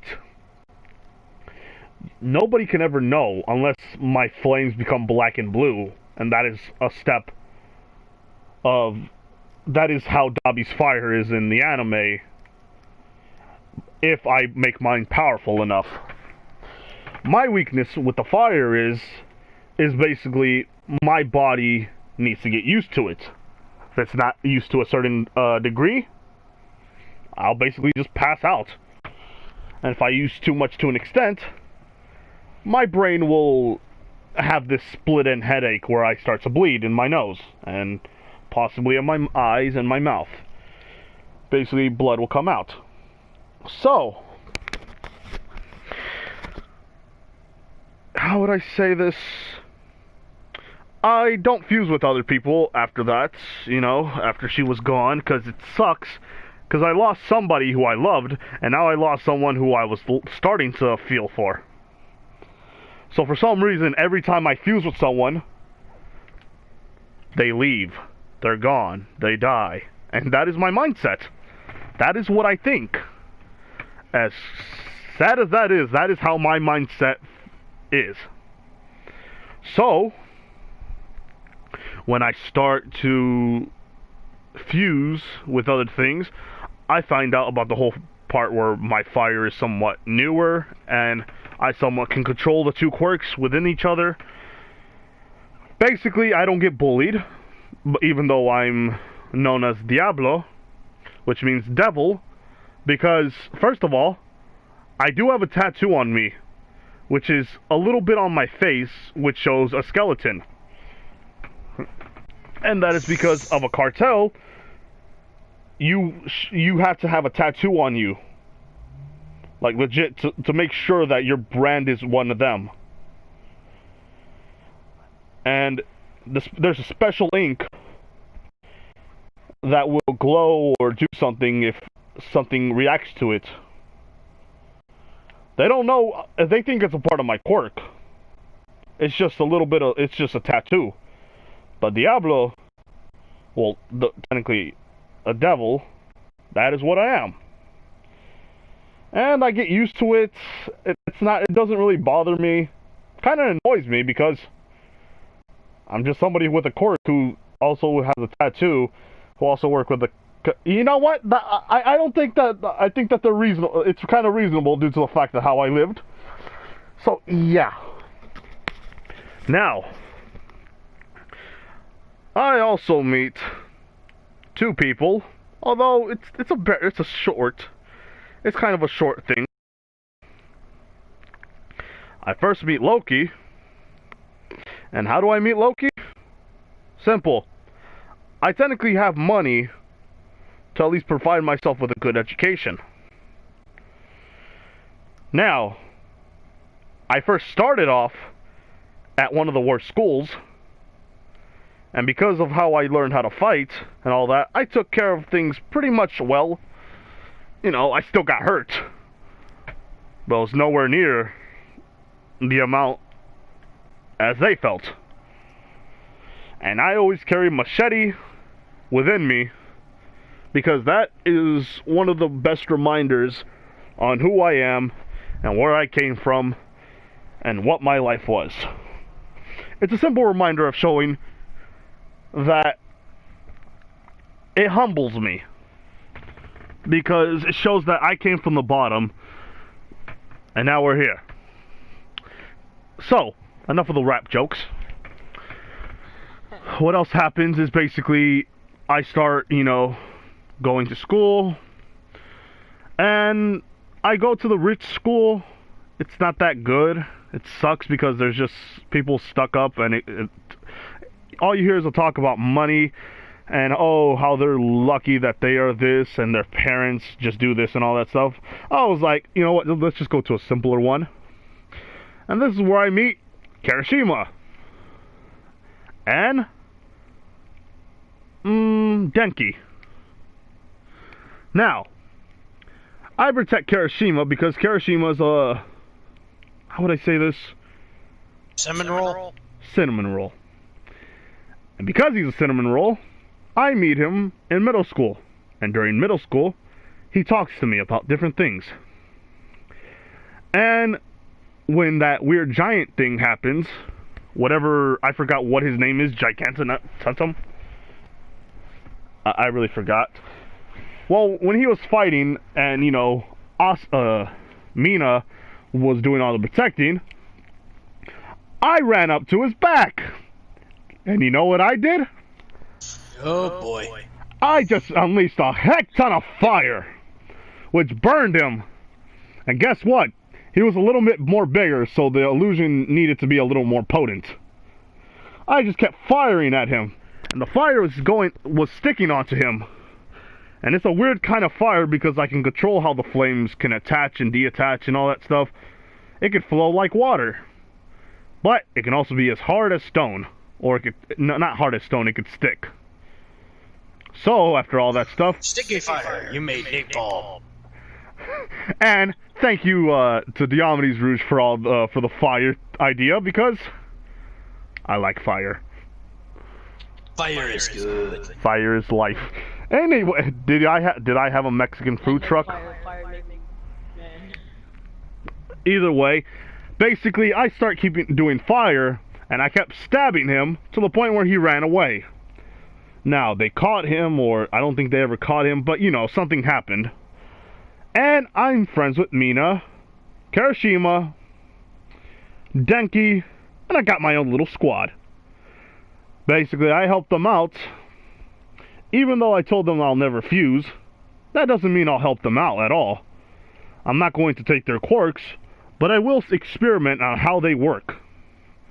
So that way one day, if need be, their quirk could be my quirk, or depending on how anything goes. But, either way, pretty much I meet, well, I forgot what his name is. Loki. I meet Loki and Frederick once. And that was mostly because of the fact that since I was in a rich school, and by technicality they would be in a rich school, it will be Loki's brother. And not only that, how are you guys, related to, Momo, Patrick? We're not related. Not related, Not related, just know them very well. We meet up almost... So associated. We're more of social... Yes, we're more of very good friends, you could say. Considering they are really the only two... Well, children my age that Frederick... Well, children his age that Frederick would hang out with. Alright. Also, my name isn't Smith. I'm gonna make my family come from Japan. My last name is Yamato. So, it's Yamato Yayorozu. Got it. Loki Yamato Yayorozu. So, like, they would know the name Yamato from the Assassins. Which would be kind of cool because they're ninjas. In Japan, but they moved to... Oh, Assassins, so yeah. Anyway, so, I meet them, and the little one doesn't like me, but the other one, he doesn't see me as much of a threat. But the skull tattoo thing, it's still kind of like, yeah, just gotta get used to that. So I say, you guys, I do not understand, my Japanese is not good. That kind of thing. Mine ain't too good at itself either. Oh wait, you can speak English? Yes. My native language is technically Spanish and English. A little bit of Japanese, but it's not good. I can speak all three. My Japanese has actually improved quite a bit. I can give you lessons if you like. Well, that'll be good. That'll be good. So, let's see. Are you guys brothers or friends? Just friends. Friends, indeed. All right, all right. I came from, you know, being one of my brothers. Well, you wouldn't enjoy my life either, you know. We all have bad things. True. But either way, I'm Hector, and I didn't get your names, I think, or probably. I'm Frederick. Oh, hi, Frederick. Hey, loco. Not loco. Oh, my bad. Loca. Low-key. I joke, I kid. So you two are Americans? Technically, yes. Believe so. You believe? Well, you know, you know what? Can't judge. I know I'm Hispanic. I don't know what else I am. Although my father was American, and you know, my mother was, I think, Japanese, because her name was Psycho or something like that. I don't know. My mother was Japanese too. She had white hair. She was part Japanese. She wasn't full Japanese. I know she had white hair and she had a horn. Pretty much. Rings a bell for some reason. Yeah, it rings a bell for her. Well, I do have a horn on my head. I think technically it's tiny, but you know, I don't like it to be sharp. Otherwise, I'll be sleeping with a pillow technically stuck to my head.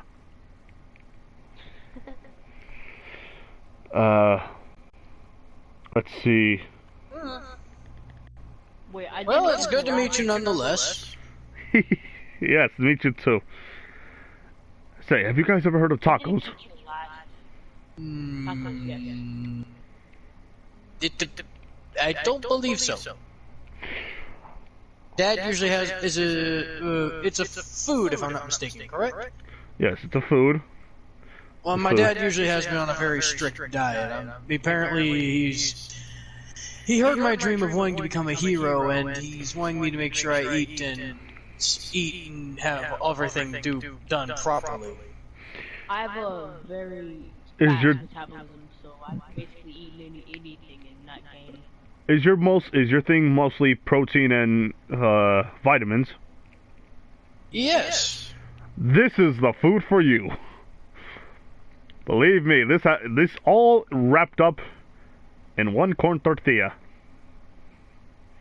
You don't know what corn tortilla is, do you? Yes, I do. I know what tortilla is. I did study in a minor amount of cooking. All right. And basically, I take these two to a little freaking to a place where I know the cooks. Because one of them is from Mexico. Why? Because he's a cook. Basically, I say, oye, ¿sabes qué, güey? Estos dos locos no sabes con de tacos. And basically, even though he can't make an original one with meat, cheese, tomatoes, lettuce, beans, depending on if you like yours refried or not, and technically some kind of material made for holding up the taco. This is a taco. I made two. If you want, there's hot sauce. Made with wasabi, chili peppers, salt, vinegar, and all that good stuff. I don't know which one of you guys are okay with hot sauce. I'll give you the entire bottle. I actually like hot sauce. Remember, it's mixed with wasabi, so it might be a little too hot. Although it's barely mild for me. The entire bottle. I dab a bit on there, and then I apply a bit, and then I drink. Pours a bit more on there. Pours a bit more on there. Different. Not bad. Not bad at all. Eat the whole taco in 3 bites. And due to Japan, it's not actually oily, so it won't actually make you slower or anything. Eats the whole taco with the entire bottle of hot sauce on it in 3 bites. Man, that was filling. Got any more? Well, right now we have to go to class. Basically, he talks to me at times, and we had to, since Spanish is one of our native tongues. Much more easier for us to speak and communicate. I know the chefs very well. I can also speak Spanish. Do you now? I'm fluent. I don't know how you're fluent in Spanish. I'm fluent in 3 languages. Wait, what was your last name? Yamato. What's one was last name? Yayarozu. Yamato Yayarozu. While he said that, I thought, oh crap, I think I sold something to them once. Fudge. Don't worry about it, you guys. It's nothing about it's not. I was just curious about your last name.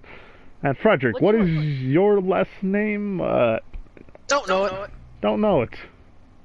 Well, my name is technically Hector Orlando. Oh, usually people ask me more questions about that. No. Sometimes people just don't have a last name. It's nothing to care about. It's just another name. You're lucky enough to have one name, so that way you can at least know what name it is. Yeah. And I had to find that one out myself. That's a lot of finding out. Hey, and I wouldn't survive that. You know what? Good on you. You found out your name. Well, I found a name. You found a name. Either way, it's nice meeting you too, and I probably won't be here anytime soon. I'll probably be gone in a couple of months. There's a lot of rich people here, and they're kind of stuck up because they have money and quirks. I don't like rich people. I Technically, mean, I'm rich, but I don't like being privileged because of my last name or how wealthy I am. I feel it's stupid. Well, either way, if you guys ever want to know anything about more, before we go anywhere, I need to ask you something. Yeah. What's up? Would you mind telling me what your quirk is? If you want, I can show you. A simple explanation would be fine, but if you really feel like you need to. Sure. You see, the moment I do this, we'll change, because, in a way, think of it as being on powerful mode. So, alright, let's see. Hey, Loki, do you want to join? Not happening. Not happening. You're joining. You're joining, you little shit. No, I'd rather not. If it's really something like that, Yeah, I'm cool. don't get me wrong, you seem like a good person, but I thank you for showing me this meal and everything, but I don't trust you enough to have you show me your quirk like that up close. Well, let's see. I can't show you by, Wait a minute, I have an idea. I just don't know whether it's dangerous or not. And I'm kind of a cautious person. Does your quirk involve you building up your body? No, nothing like that. In a way, that, but I'll show you by this. I walk up to somebody who I know, which is Denki. Why? Well, because technically his parents are from the Heroes Association. And yeah, I found out that by watching a lot of videos. But basically me and I told Denki that little trick that I showed once. And basically, I grab onto him, and basically you just see a flash of light, and then 2 seconds later, you guys just basically look up after realizing that, ouch, you know, light that bright will hurt until tonight. But they just see one person.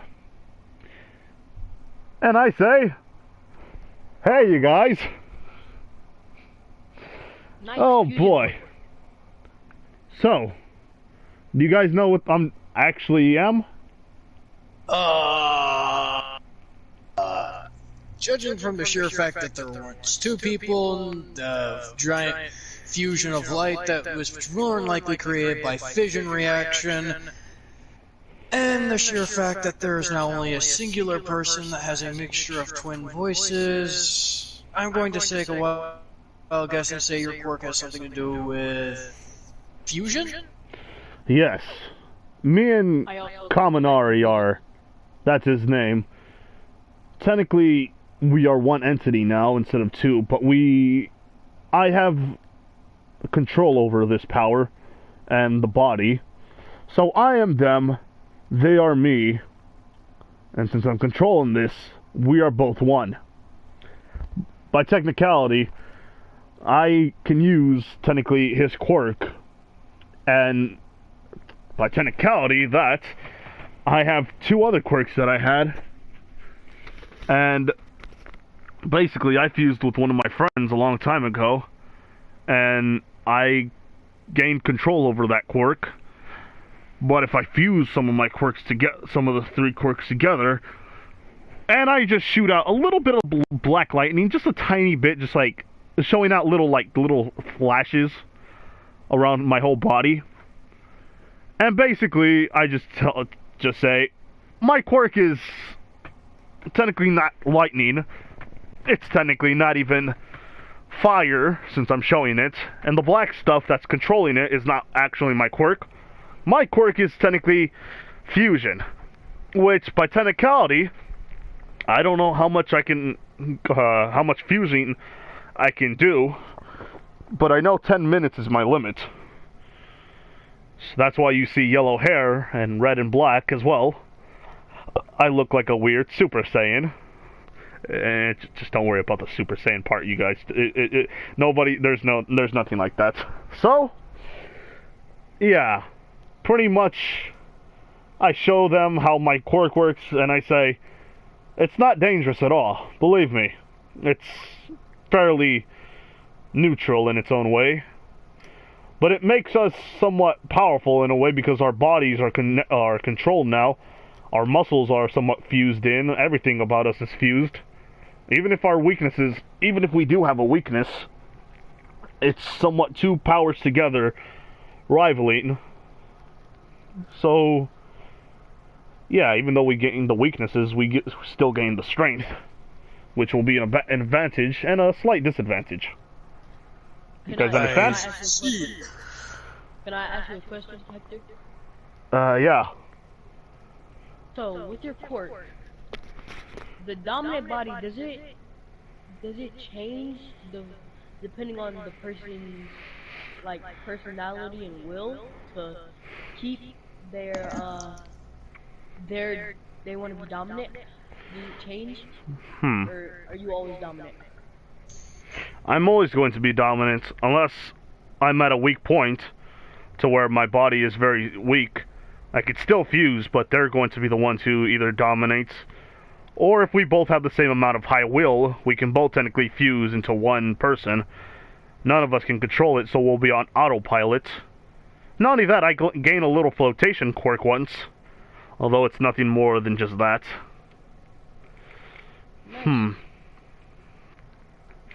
So yeah, if you guys ever want to fuse with me, that'd be kind of cool.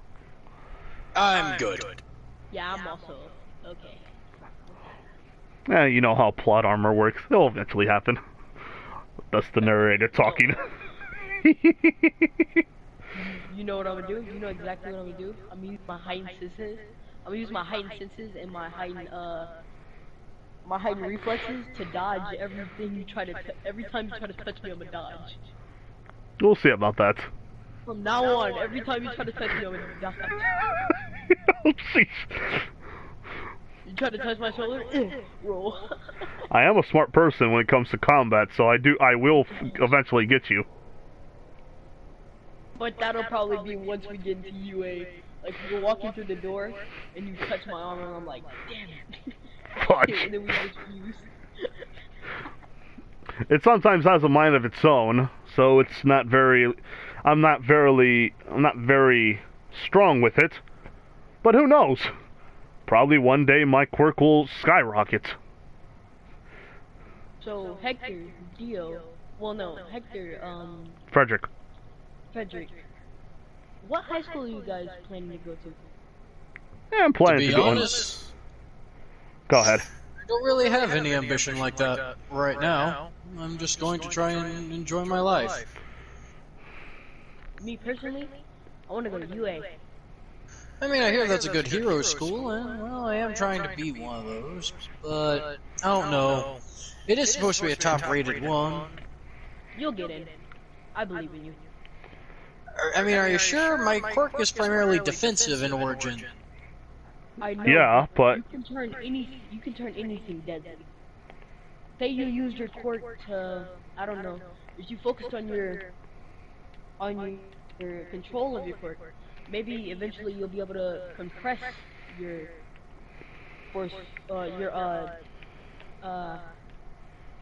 Barrier? barriers. Yeah. You might be able to compress them. So say you put it around, I don't know, somebody and crush them. But wouldn't that hurt them? Yeah, I think that's the whole point, but if you want, you can learn how to somewhat shape them.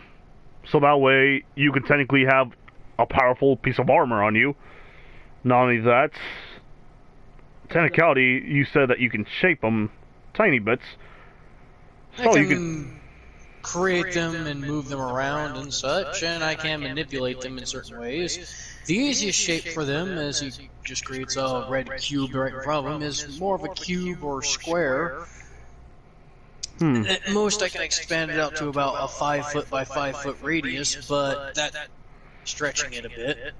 If I really push myself, I can make 3 of them at once, but that's pushing it a bit too far. Wait a minute, Frederick. You know how lucky your quirk is? It's pretty cool. Think about it. You can make a dinner plate, and you don't ever have to clean dishes ever again. That's smart. That's super smart. I'm jealous. I'm jealous. Think about it. You could also make a backpack without ever having to carry your stuff. It would be weightless to you. Oh my god. Not only that, you can make an umbrella anytime you want. You can actually make a barrier around the elements. You won't have to get wet, cold, hot. Well, by technicality, by the sun's standard. But we'll get to that part later. You are the best utility, yet the best shielder around. Heck, if I didn't know any better, you'd probably be the best defense for the world. I don't know about that. Well, let's say this. You can technically make it to the point where your shield can look like... You can make your shield, or make your barrier, as thin as paper, but as durable as titanium. And you could throw it and slash at something, be it someone's leg or through a building, and that could possibly work. But I want to help people. Why would I hurt them? It's not about hurting or helping. It's about actually surviving and make sure that you're... How would I say this? What do you do, or what does anyone in your family do? Well, the only person currently is Kiba, and he's a security person, and he's a security expert. He basically fortifies areas and makes sure they're safe and protected. And let's say that someone's one day going to attack them, and you know that your barrier is going to work, but you need to slash at them quick. You would have to turn your defense into an offense. Otherwise, it will possibly be your downfall. You have to learn how to accept stuff like this. I understand that death is just... It's no... How would I say this? Death isn't fun. I know that from experience so many times. So I can tell you right... I will do everything in my power to avoid killing someone. But would you do everything... But if someone does try to harm others, I will defend them.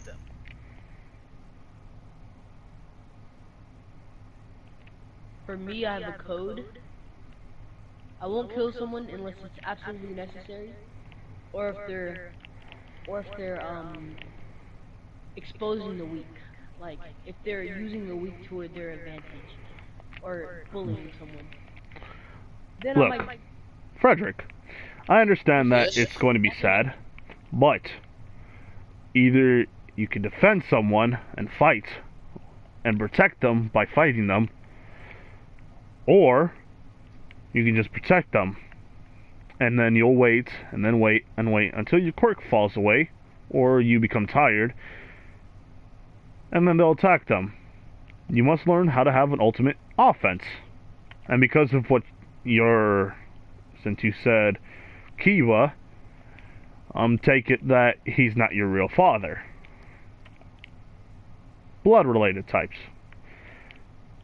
You would do anything to protect them, right? Yes. Be their shield and be their sword. Looking at you. Like a knight. Yes. A knight is always something that we should all aspire to be. Noble, yet caring. Strong, yet humble. Strong... No, I already said strong. fast and determined, yet patient and kind. Basically, you must do a lot of things if you want to be a knight. And looking at you, you look like you'll be someone to be a knight. With what you said about your diet. I wouldn't take you for a fool. So try it. Who knows? You may one day wield a sword and, you know, wear a shiny suit or something like that. I'm not really... I don't know too much history. But hearing what you said, you probably know a little bit. Am I right?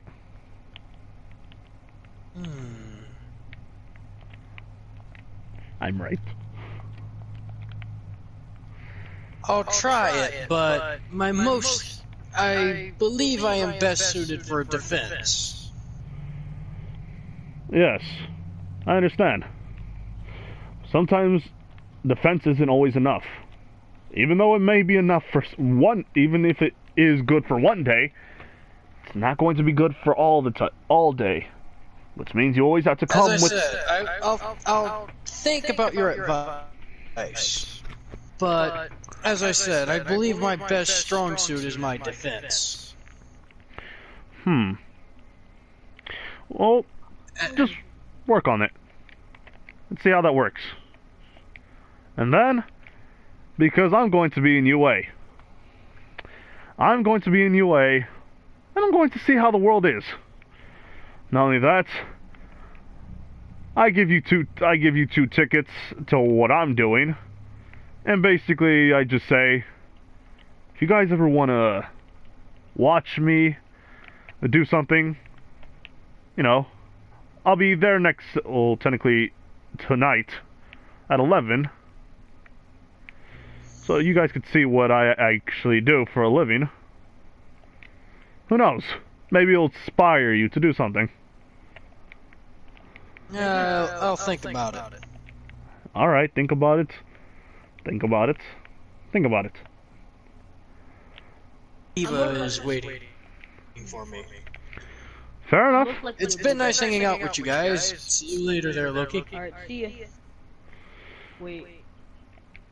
My sister's calling me, I gotta go. And I'm left with... Oh, crap, Kaminari! And I defuse and say, Kaminari, sorry about that. Now, the thing with my quirk is, they basically get to be sleepy. If I'm dominant, they're sleepy. If they're dominant, I'm sleepy. If we're both not dominant, we're both sleepy. So we have to remember to just be like, oh, yay. And that's pretty much it. Besides me just applying for UA and me being accepted and me going into the UA entrance exam, and that's where I end mine off. So how'd you guys think? Not too shabby. Good. I was about to actually... The fact of the matter, if I didn't say anything else, by technicality, I would have had Dio's So quirk. hard not to be violent. So hard not to be violent. I was like, good for you, Dio. Good for you, Patrick. So hard to go against my better nature of being... of being highly aggressive and assertive in battle. Dude, the moment... To a kind-hearted... a kind-hearted kid. Yes, very kind-hearted. Such a sweetheart. I don't be technically true. You have the face that... Frederick is a kind kid. You have the face that a grandmother would pinch their cheeks with.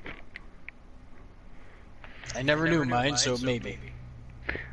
Fair enough. Sorry about that. I didn't mean to offend you. You didn't. I just never knew her. Well, I didn't know if I offended you or not. That's why I said sorry. You did? Either way, I almost forgot about the whole knight situation. I was like, oh, wait a minute. I can play into his freaking warrior Yeah, mode. I was kind of waiting for you to try that. Well, I had to bring it up. Be like, oh yeah, he's waiting for the cue. I'm a dumbass. Wait. So, is your heel name gonna have something to do with a knight? Oh God, yes.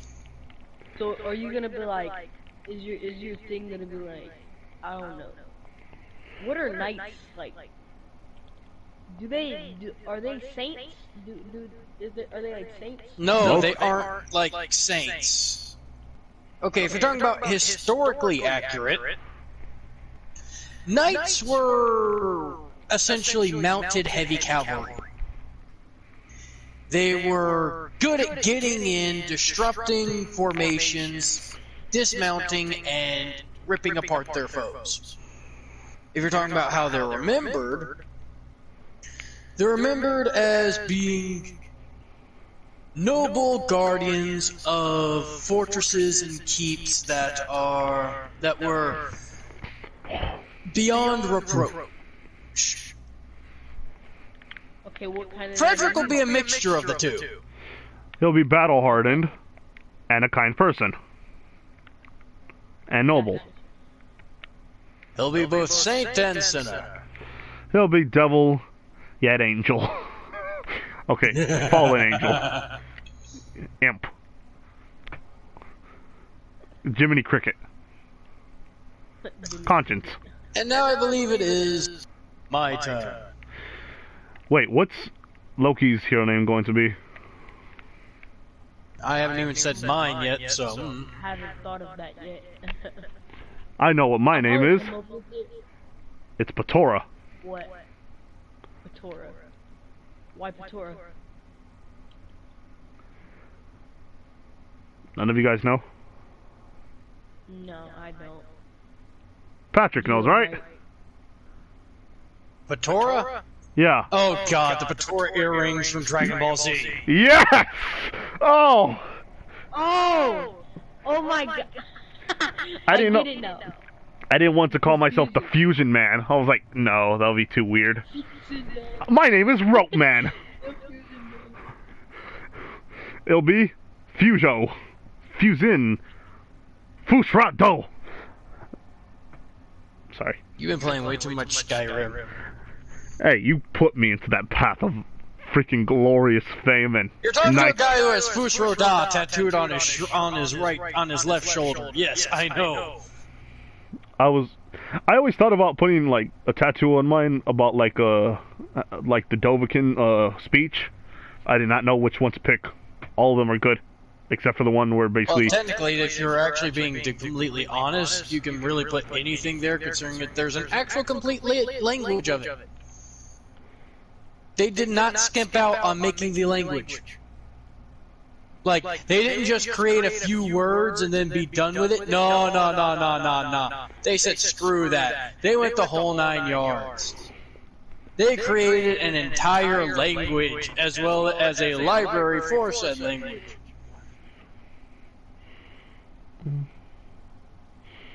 Alright, who's going first with their sports festival? But we haven't even gotten to that. And I haven't even done my part because I was last. Remember, you knucklehead?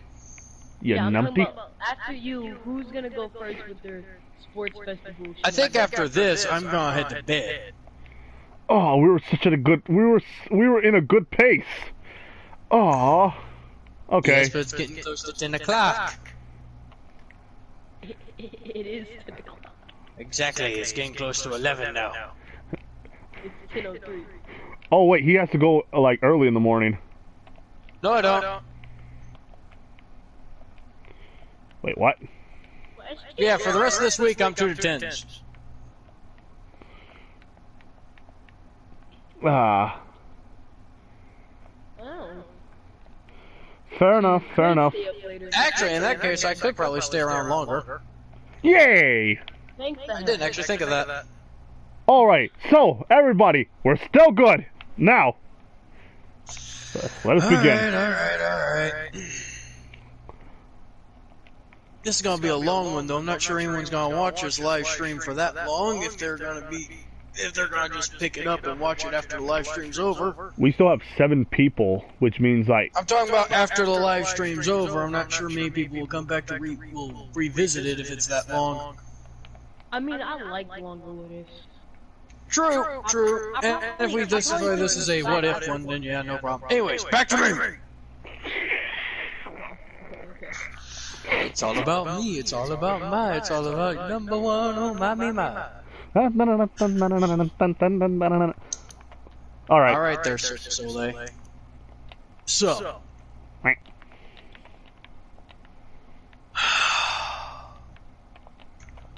Shortly after Frederick arrives at Japan, he is informed then by his father that he has to quickly get to work and that he won't be able to bring him immediately to see his new adoptive mother.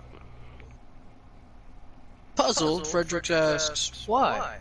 Is something wrong? No. Some urgent business came up and... Don't worry, we will be on our way to visit her and see her soon. It's just... Business kinda comes first in our family. You'll understand sooner rather than later. I see. Is there anything I could do to help?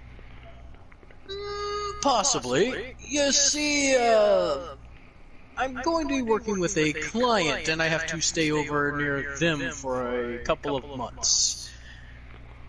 They, however, have 2 children.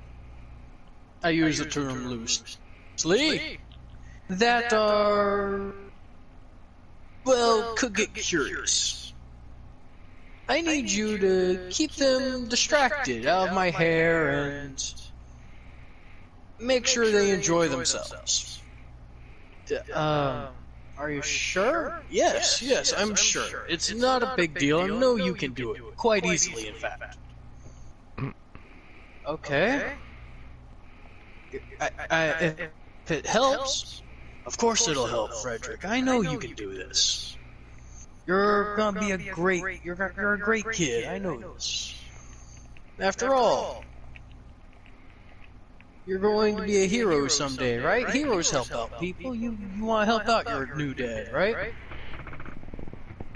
Yeah, of course. Good. And you know what, after we're done, after you get done playing with them and everything, I'll train you. Train me? Yeah. I'll train you and help you build up some more muscle on you. You'll get plenty strong with my guidance. Thanks, Kiva. It's no problem. And, try and keep it down about you being adopted. Why? Is it not, is it strange here? Not so much strange, it's just... You don't want people feeling sorry for you, do you? Yeah. That would be a bit awkward. Exactly. Trust me there, little, Trust me there, little Frederick. I'll take good care of you. You'll be you're gonna be a good hero one day. But for now, I need you to be my good little helper. Sure thing.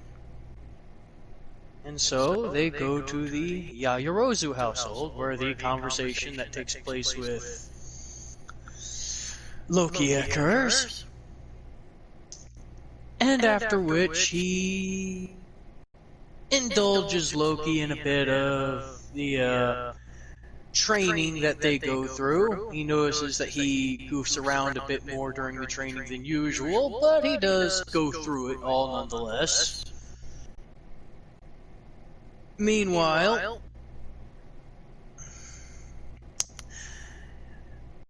Frederick is always feeling more and more conflicted.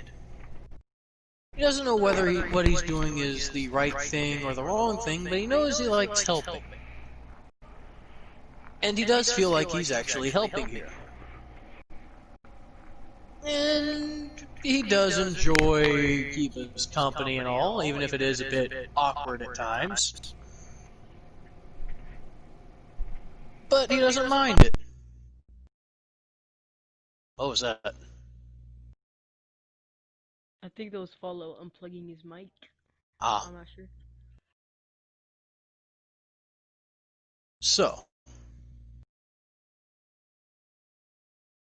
Kiba eventually starts trying to... not Kiba. Frederick begins to try and get closer and closer to Kiba over the time, and Kiba gives him workout regimes and training tips, as well as ways to bolster up his quirk. And at one point, he even brings Frederick out for some outdoors training, if you will. He tells Frederick to set up a barrier off as far away as he can.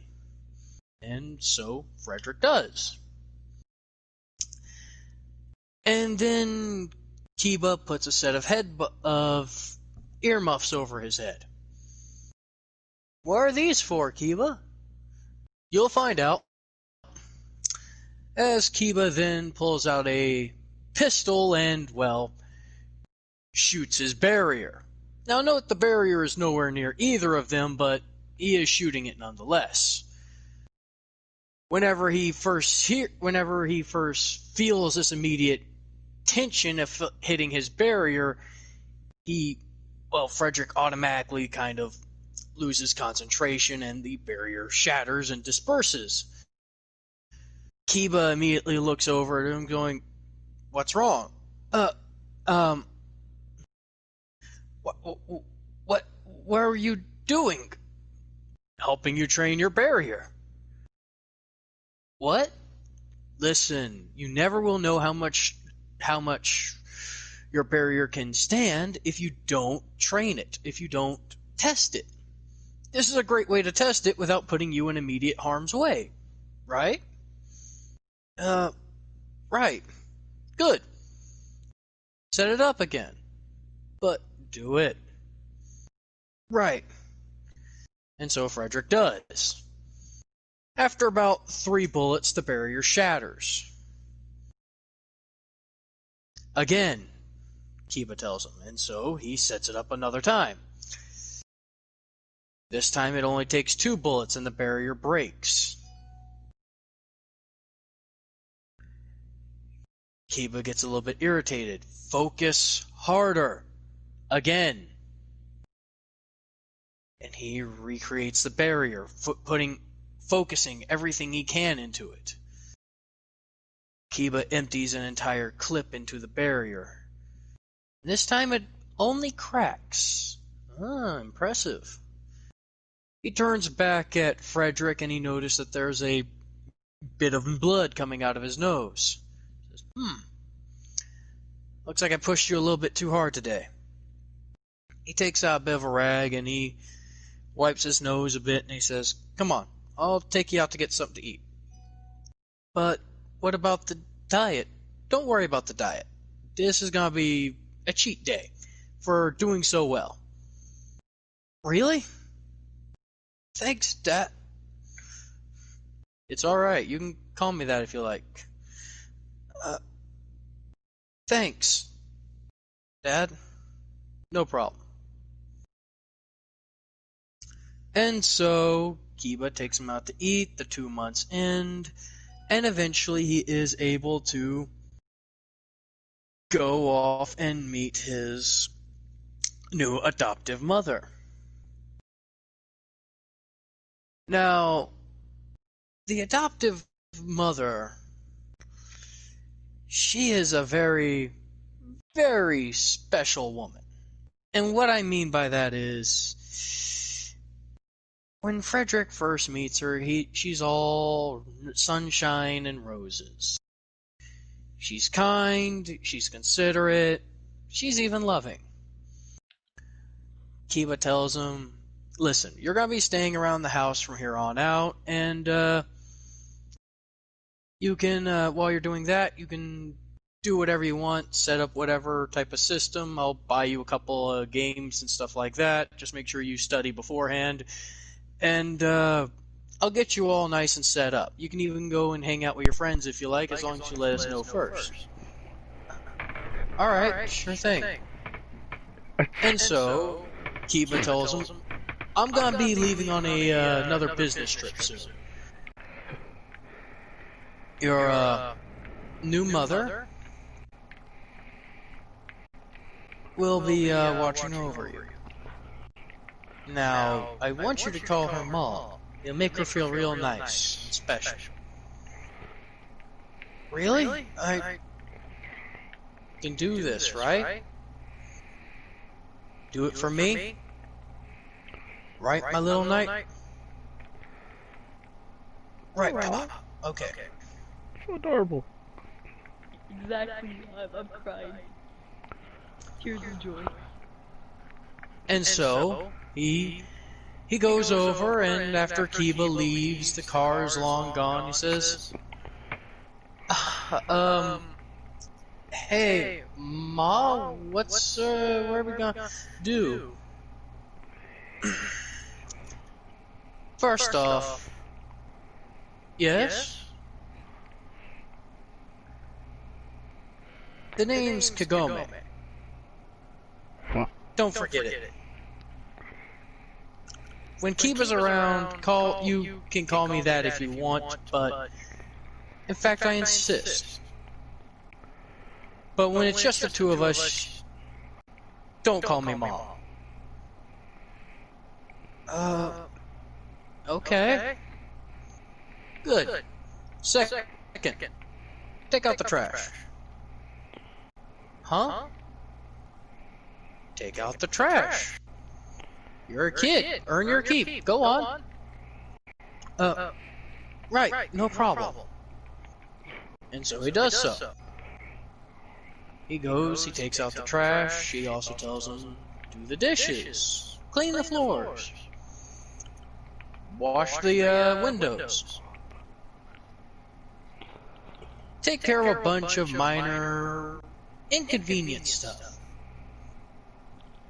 Go outside. Clean the gutters. Mow the lawn. And so he does.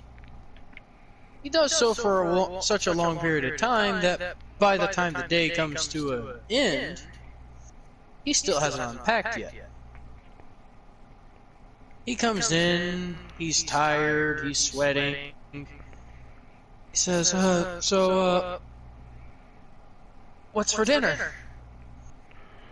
I don't know. What is for dinner? I don't know. You should get on that. What? You should get on that, shouldn't you? You know. Earn your keep. Right away. And so he does. He goes and he makes he makes a meal for two, and he sits down at the table and eats away. He then goes to his room, he takes a shower, and collapses into his bed. He wakes up, goes to his school, and he looks exhausted. And I do mean exhausted. At least before class starts. Because he likes to show up early. He quickly takes a couple moments to take deep breaths in and out and put on that famous Frederick smile. And so, this continues. For over a year, this continues. He doesn't tell anyone, he doesn't say anyone. The list of demands get bigger and heavier. He doesn't tell Kiba, and Kiba keeps up his training regime. So not only does he balance his training regime, the mountains of chores, from everything from washing the dishes, to washing the car, to basically doing everything around the house, while she gets to sit around, talk on the phone, and watch TV.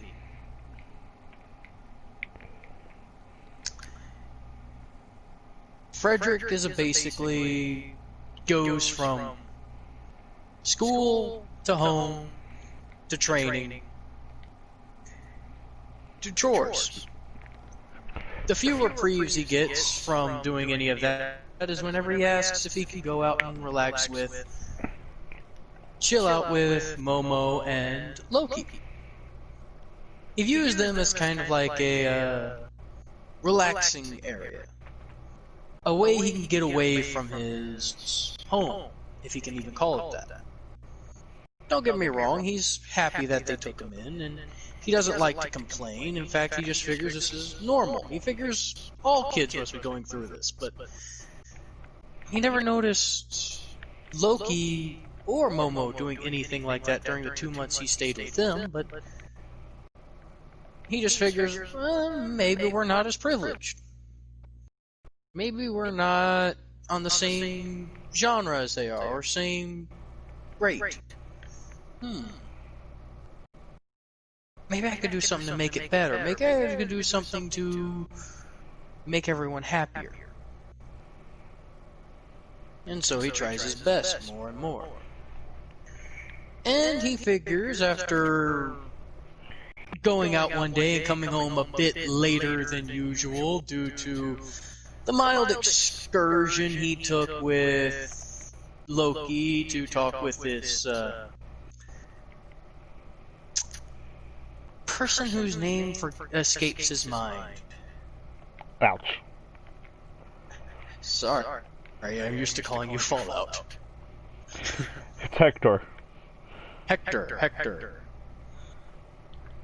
His little excursion with him and Hector. Hold on, Patrick. If you want, Yes? every time I inconvenience you, you always say, "What the heck?" There we go. Now I have a reason for it. What? And so he keeps on just trying his best. Because he wants to make everyone happy. Even if he himself isn't really happy. But he doesn't mind. That's just supposed to be self-sacrificing in that regard. As long as everyone else is happy, he figures he'll be happy too. But when he comes home late and realizes there's still chores that need to be done, and Kiba asks, why isn't everything done? Ask him, he was supposed to be here sooner. But I told you he was going to hang out with his friends today. Why did you not do anything? It's his job, isn't it? No, he's a child. Yes, he's a child. He's our child. No, he's not. He's a child you brought home with you from the Americas. He's not ours. He's some kid you brought home. If he doesn't do anything to earn his keep, then what use is he? I can't believe you're saying this. How long have you thought like this? Since the entire time you suggested it. I thought that's the reason why you suggested it. No, I thought we wanted a family. Why would it make you think that I would bring a... What the hell is wrong with you, woman? What the hell is wrong with you? And don't take that tone with me. I'll take whatever damn well tone I want in my own damn house. No, you won't. Oh? Yes. Oh. Let's not forget all the little secrets. Let's not forget I know them all. I know all your passwords. I know everything you've done in the last year.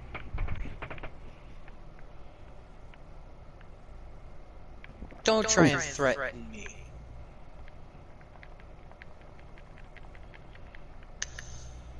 You really are something else, aren't you? Why, yes. I'm someone who deserves to be respected and feared. You should have realized that when you betted me.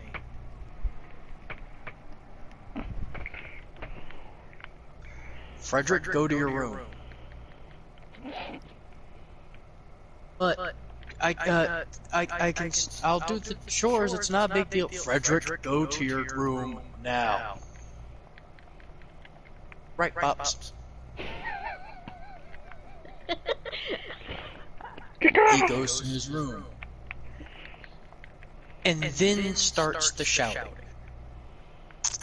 Ungodly loud shouting. A screaming match between two titans, it feels like, going on in the living room. And all Frederick is doing is wondering what he can do to stop it, knowing there's not much he can do. He can't sleep, they're too loud. So he does the one thing he does whenever he's always angry or irritated. He goes out of the window. Well, not usually out the window, he usually goes out the door, but in this case they're watching it, so he goes out and starts training. And he gets angry for the first time in a long time.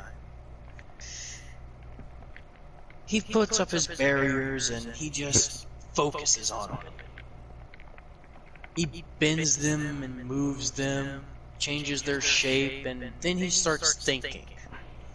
He starts thinking of the way she treated him, the way she yelled at him, the way she demeaned him and Kiba, the way she made him feel, and what she's been doing to him. She's been using him, and he's been letting her get away with it.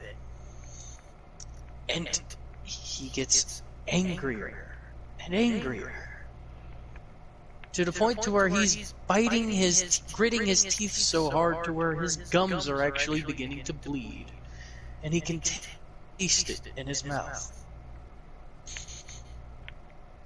And then he does something he remembered someone told him to think about. He looks at his barrier, and he flattens it very thin. As thin as he can make it. So thin, it's almost like a sheet of paper. He brings it up to him, and he turns it around, and he touches it. From the front, it feels very solid, but from the side, he even nicks himself. And then he uses as much strength as he can, and he throws it. For all 100 feet that he's capable of sending it. That's his maximum range, by the way. Mm-hmm. And it goes straight through a tree. However, there are consequences to this. As there is always. No good deed goes unpunished. For after he cut through that tree, well, a tree's gonna fall without anything to connect it. Mm-hmm. And take a wild guess where it's where the wind's blowing. On the lady who tortured him. On the house that they're in. Yes. And guess who's currently in the same room arguing? The evil lady. And Who? Bro, if I Kiba dies, I'm actually gonna be mad. The tree makes a solid, shattering sound as it impacts the house. The rafters buckle and twist and bend under the weight of this mighty oak. As it goes steadily closer and closer, cutting off the power to the house. And then stopping.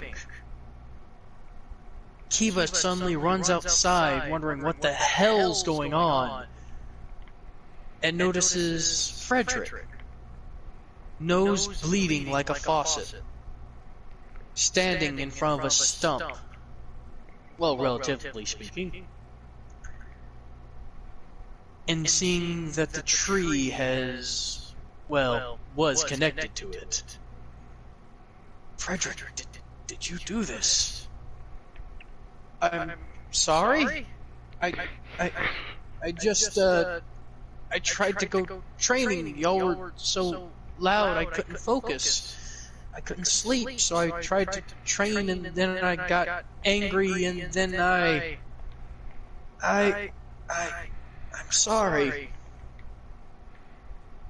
Kiba looks down and he just runs over to him and pulls him close and just says, "It's okay, it's okay. You didn't need to.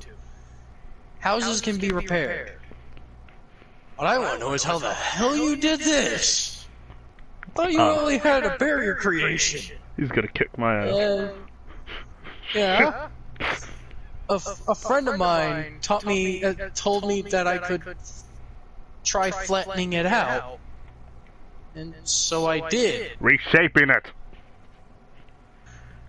And well, I flattened it out to that point, and shoink. Timber! Don't kick on me to call me. If he would have yelled timber while the freaking tree was falling. Who told you to do this? Was it Loki? Technically speaking, he kinda had something to do with it, but it wasn't him. I'm gonna murder that little son. He ain't no Yaya Rose, I don't have to suffer that much of the consequences. Gonna get an ass whooping for sure. Don't worry, I'll be right back. Honey, where's my shotgun? I think we're going hunting. Your dad, hey, wait. Your dad comes back with a fat knot on his face. He punched me. No, here's the thing. He's just like, hold up. Let me finish. Let me finish. Says, oh, that kid a Sunday. Oh, let's go. Free ice cream. You're not mad? Kid, this was one of my my easier houses. This is just the one that's easiest to get to in this city. Really? Nigga, we rich. I have a couple of different houses, so it's not a big deal. And if anything else, I do own an apartment complex that we can stay in as well. How? Stock market. What he means by this, people, niggas, we's rich. Got that power. Got that money. You ain't gotta. You wanna mess up a house? Investing in stock markets. But why do you work that? Keeps me young. What? You're eventually gonna learn that the more effort you put into working and everything, at least at working something that you love doing, keeps you young inside. Really? Doesn't it kind of work opposite whenever you're supposed to relax? Yeah, but if you relax too much, you wind up dying quicker. Oh. What about... Don't worry about her. She wasn't the woman I thought she was. Damn Wish right. I would have known that 5 years ago. Freaking dad. But it's better to find out better late than ever. What do you mean? I never thought about that. That was Kiba saying 5 years ago, by the way. Because Izuku's only been there. I mean, not Izuku. Frederick's only been there for about a year maximum. So I'll tell you what. Considering you found out this new little ability, I'm gonna take care of all this, and you're gonna train it a bit more, and we're gonna go out to the range and see what it can do, and we'll see if we can get you into UA. But isn't UA the best hero school around? And yes, why do you think I suggested it? You're not some second-rate knockoff. You're my son. You're the best of the best of the best. You're the best. I don't know about that. Around. Nothing's ever gonna keep you down. You're the best. I do. You're gonna be the best hero there is. Wait a minute. Dad, there's gonna be a lot of people with different quirks there. Well, you're gonna be the best hero in my books. Wait a minute. Hold That's on. something I can achieve. A question here. I thought of the freaking idea. Why am I getting my freaking Sunday? What's my freaking idea? Fudge! Nigga Sunday. Loki takes all the credit.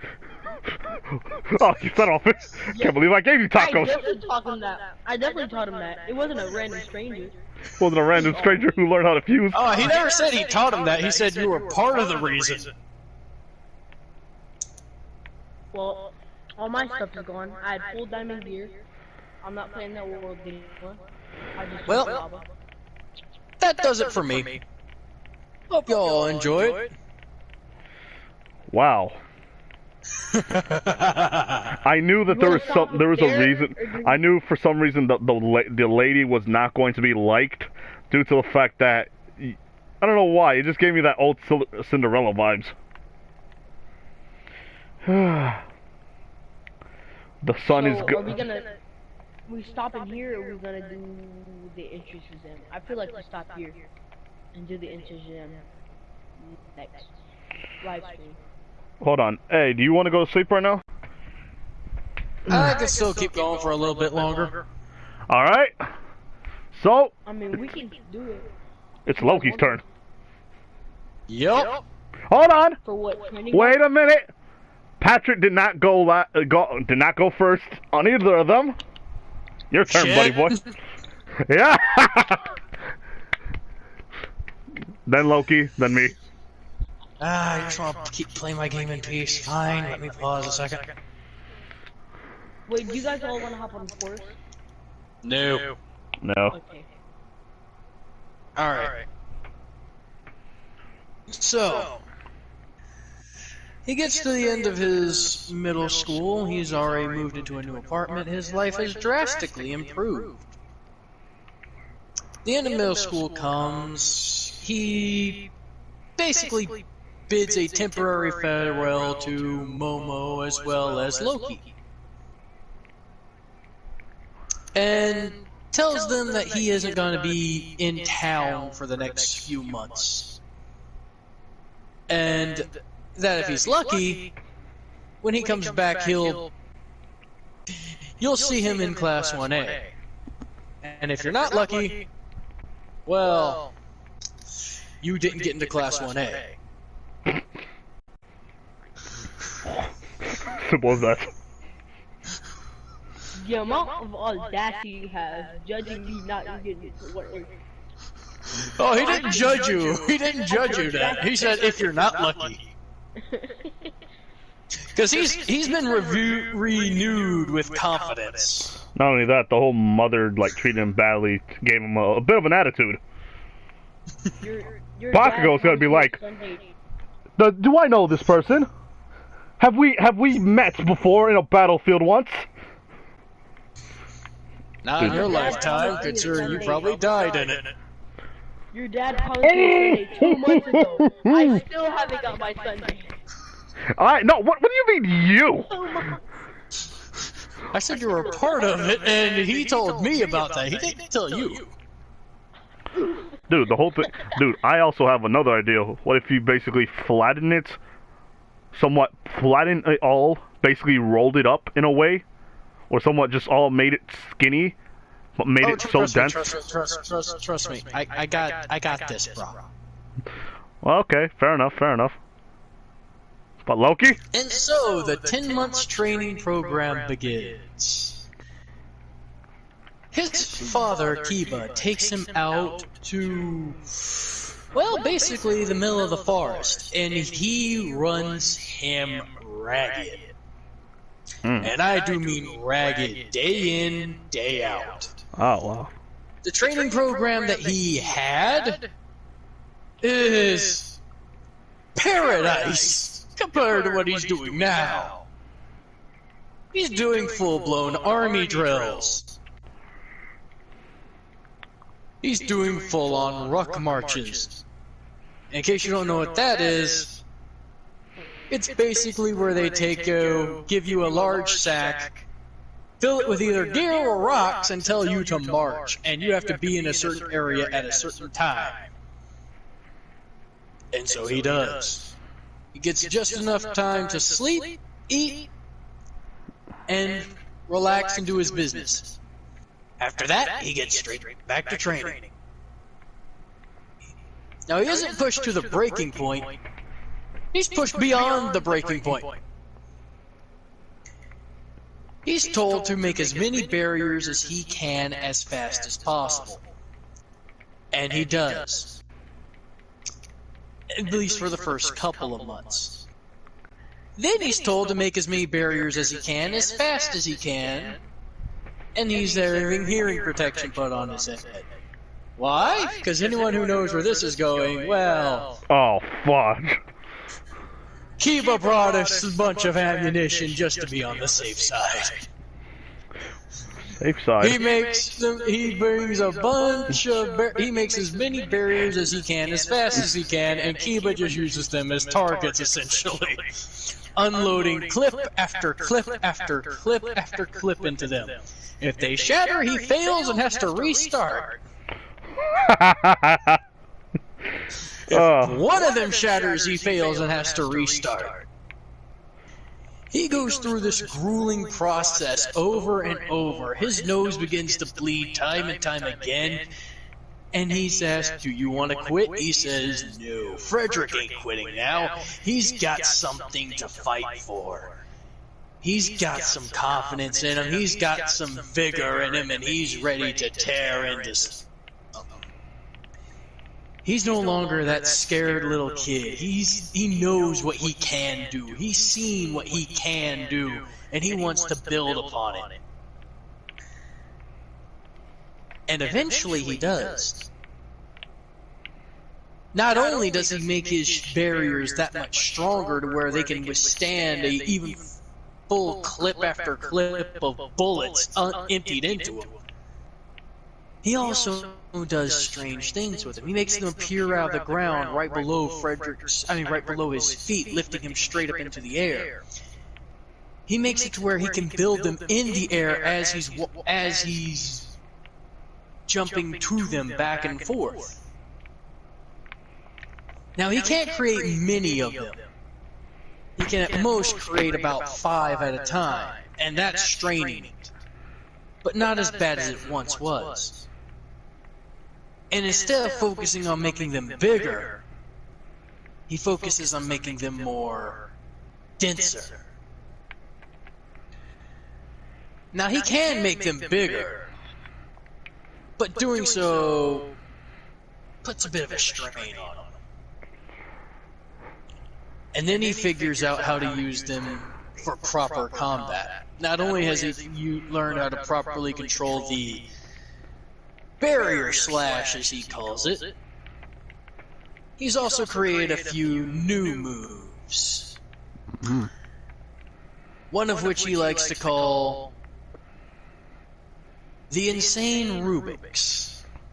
The Insane Rubik's Cube. Why? Because they'll literally drive your opponent insane trying to figure out how they're going to leave it. Or escape. What he does is he literally takes makes small 1 foot by 1 foot barriers attaching them to the target.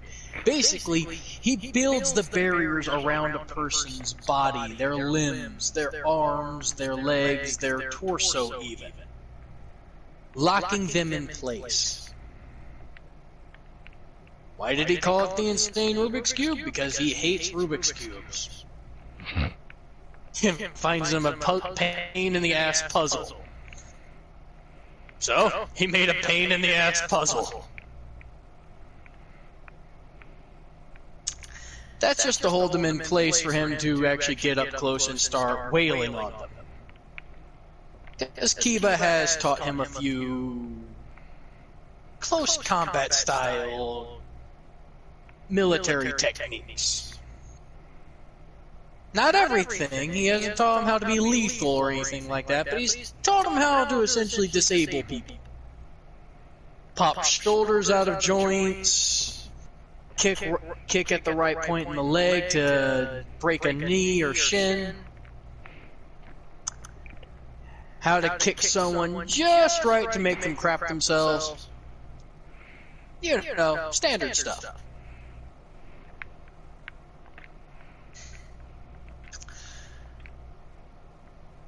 And at the end of the 8-month mark, he is bloody freaking exhausted.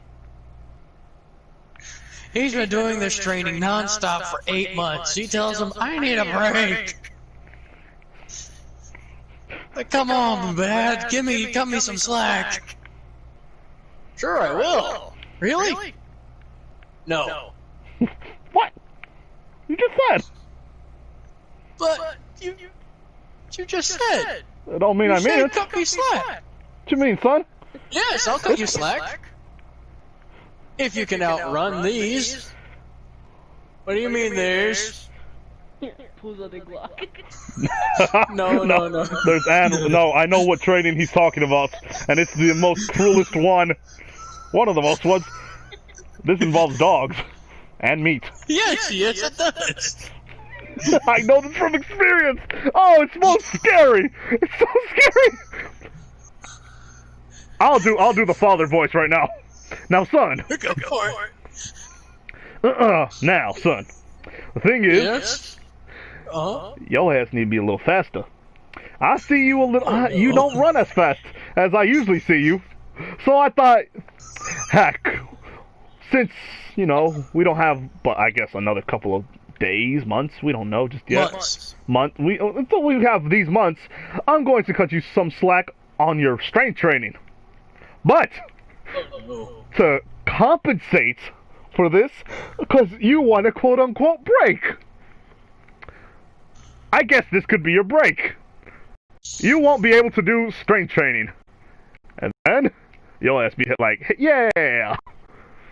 Hey, that sounds great. Thanks, But Dad. you're gonna be on speed training, and believe me, I you don't may like be. this. Yeah, you ain't gonna like this, son. Don't worry about this. Guess what? I got partners for you. They ain't chicks. Well, technically one of them is. Then you'd be like, oh, okay, that's nice. Pretty good. Dad, what are you trying to do? I'm not looking for a relationship. What are you talking about? No, this ain't a relationship. This is a partnership. Come here, son. I'd rather not. You're scaring me. Do it. No. I swear. No ice cream. Alright, otherwise we're going to be doing much more training. Okay, I'll come over. Now, you don't know what this is, so I'm not going to explain this to you yet. So, let me attach this to right there, and it's next by, I guess it's close by your pants and all that stuff. And then I basically say, Dad, why does it smell like bad meat? oh no, it's not bad meat, it's fresh meat. I don't want to give them the bad meat. Golly, son, what do you think I am? Who's them? I am a nice person. I do not give them bad meat. I give them the good meat. Oh, and who's them? them? Oh, who's them that you say? Well, one that's named Frederick because I know he's a little annoying at times, and he's going to be super very happy after what I give him. And her name is Lydia. She's a nice one. No. And these two, one technically, how would I say this? Hey, yo, son, what's the fastest dog? Greyhound. Greyhounds. Okay, good. So that's why I call them. These are both Greyhounds. These are both Greyhounds. They ain't your buses, but they will make sure that you go fast and make you arrive in your final destination. Now, Dad, I put rope around the tree so you can hang on to, but it's somewhere around the forest. Not only that, oh, I forgot to give you these too. Let me attach this right here. They're 10-pound weights on each leg and each arm. Make sure I put some. Don't forget your. I'll get you something new right here. This is for deep sea diving bells. Basically, they make you heavier so that way you can sink much more faster. Because, you know, scuba divers and all that stuff need to train too. Now, Dad, you're all right, scaring me. All right, you both. I'll get them. Yeah! Runs like hell and sets up a barrier. Oh, I forgot to mention, you can't use the barrier, son. You can't stop me from using them, old man. Oh, really? All right, I got. Brings up the shotgun. I go, and this means these are quirked animals. Oh, fuck. Nothing for the best for my son. Not only that, I made sure to bring this. Ah, man, my good old Snappy. All right. Damn it. It's shooting time, boys. Now, he's gone through a tense amount of training. I've done this before, and I can tell you right now, there's a dog. So have I, but you... Why did you have to get it so damn accurate? Why? Because we prefer to be put on this level. I was in ROTC, and my sergeant... So was I! Well, my sergeant did this for me. Not only that, he's been training. He trained me My before. pop did this with me. Well, he I gave wasn't wanting to do this too, Frederick. He gave you the fatherly love. My sergeant gave me the fatherly love that my sergeant gave me the fatherly love that I always needed. Oh, poor bastard. Yes. Frederick's basically, right now, I can tell you exactly what he's doing. He's climbing higher and higher with them barriers right before they get shot. Every single time he shoots one, there's another one right there catching his ass. He making them smaller and smaller so he can jump higher and higher. Because he know he ain't gonna shoot him. Oh, let me get my bike ready. Ding ding. I forgot some little Mexican kid told me this song. And then basically, it's great. It's tree cutter time. I made sure to attach another rope so that way you can, you know, do what you need to do best, son. And that's my love for you. Get him, guys! I'm gonna kill you, old man! Now before these dogs kill you! You can try, but oh god damn it! Timber! Oh, this don't mean I forgive you about the tree, son. That's why I told you to climb. That's my love for you, boy. Hey, Sam. Fuck you! This just turned into a role play. I gotta tell my mama about this right here. He being a good boy right here. He doing all the training right here. I make Frederick black for some reason. Hell, even faster. I mean, thinks, wait a minute, I know how to get out of this situation. Think, Frederick, think. Be a knight. I know. A knight knows when to properly haul ass.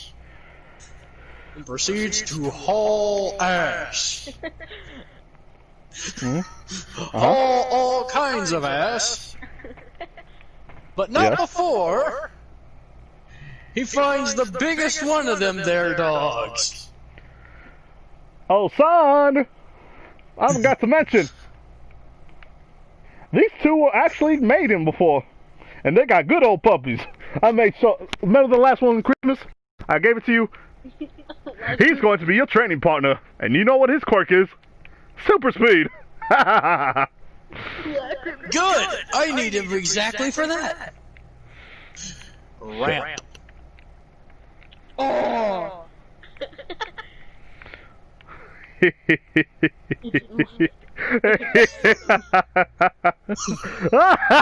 Super speed don't mean super control. Ew! That dog is flying. Hope there's a lake nearby. That dog flew so high I thought his cord changed. Oh man, I forgot to tell you he got siblings. I created a 3-pronged barrier right on top of my ass and sit it. All right. So, son, I forgot to mention there's a lot more tricks. I knew that you came up with these tricks. I taught you well. Don't mean I did not. Teach me everything, old man. See, there's one thing you forgot. What is that? Simple. You forgot basic math. This is a 3-prong barrier. Mm-hmm. Shoots one right between your legs. Wait, what? Raises a barrier from beneath your feet at high speed up between the father's legs. Ooh. Oh my god. Oh my god, I can feel it. It ain't enough to kill, but it's enough to let you know he's pissed off at you. Christ's sake. As much as this will hurt. For the daddy. Oh man, this is hurtful. Oh, I feel the pain. My boss struck me good. He forgot to mention. He forgot one thing. I'm an old man. I'm an old man. You think this stuff can hurt me? I haven't been having you kids ain't for that old. You're only in your 40s, you dumbass. I called you old man just to screw with you. I see yellow. The Mexican kid taught me that. Fudge! Ah! I got some. What is with you and the Mexican kids? Okay, son. Oh, and Dad! What?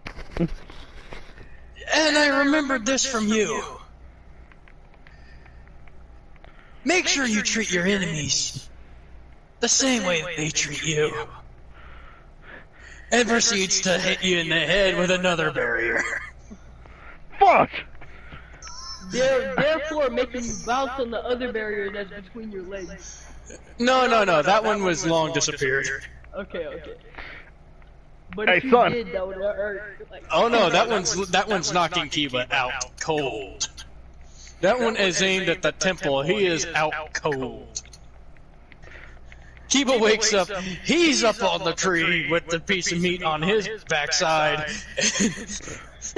Frederick's sitting down there drinking a beer, just going. Run. So that's what that tastes like. Hey, son. I'm sorry, son. Please forgive me. Oh sure, I'll gladly forgive you, Dad. Oh, you will? Yeah, but first you gotta outrun these, Wait a minute. and then you fall. For the amount of funnies. Good luck, Dad. See you later. Wait a minute, son. I'll be walking home. Hold on. You didn't. Why the hell did you not tie this up on me correctly? My boy, stupid that time. That wasn't tying. That was barrier. Fudge! Wait a minute. It deletes the smell. I deleted it. As long as it's within 100 feet of me, it can stay active and deactivate according to my will. As long as it's 100 degrees, huh? 100 feet. 100 meters. I'm What? at 100. Hold on. Let me get on this here. Ding ding.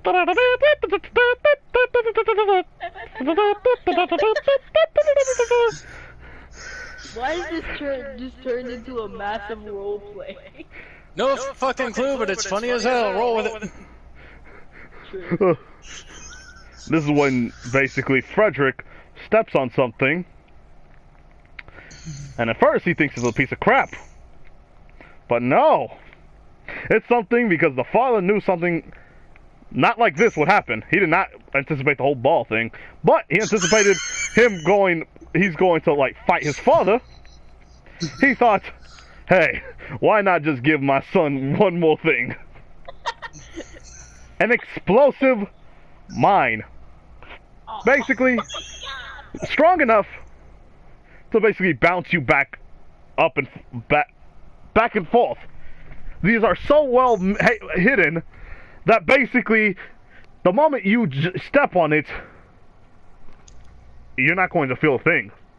But the moment you step on it, you're gonna feel the explosion. My boy, here's the funny thing. What? I've got to get you back for this, motherfucker. What?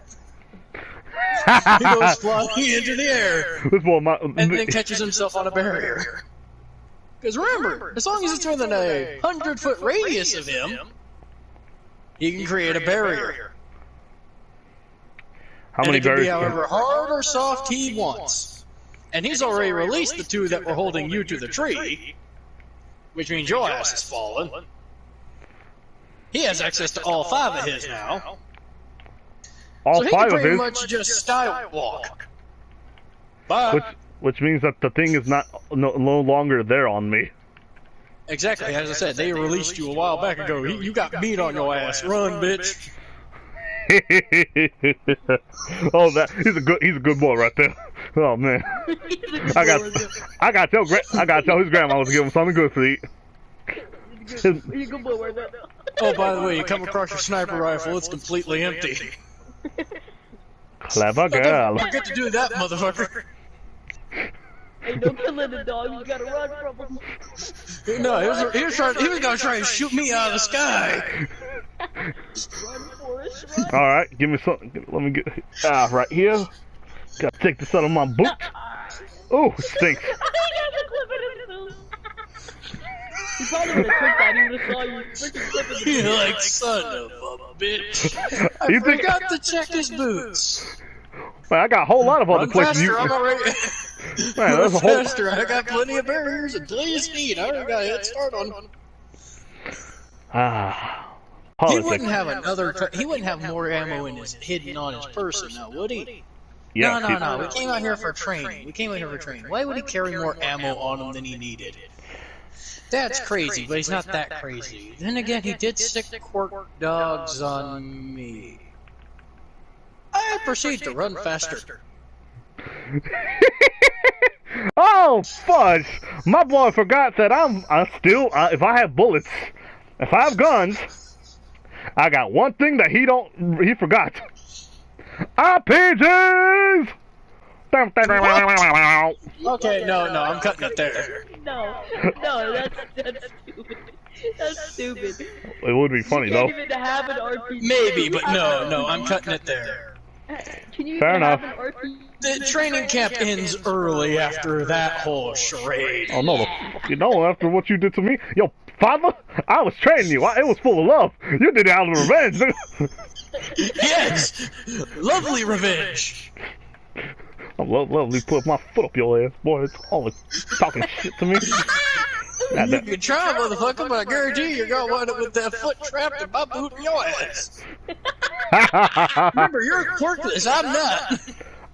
I am. That don't mean I'm dumb. No. That means I got more experience in this. I dealt with quirk people before.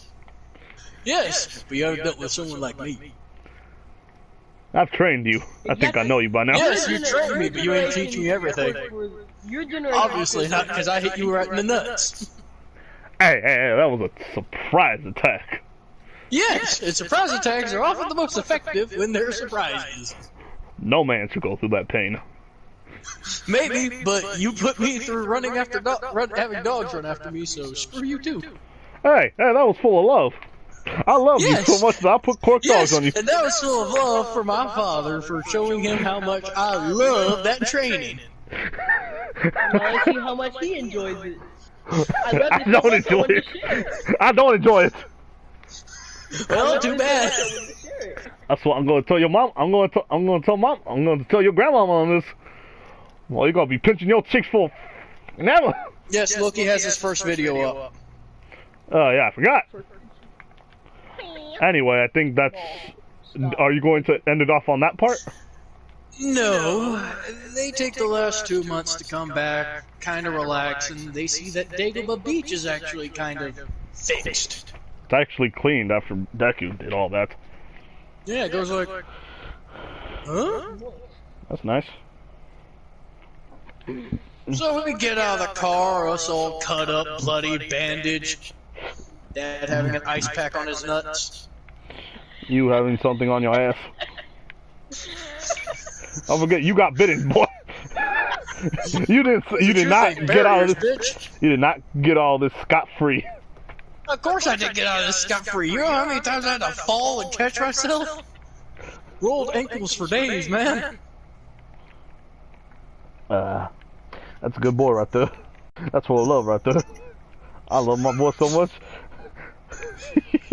I forget my whole. Kick your ass one day, old man. That's full of love right there.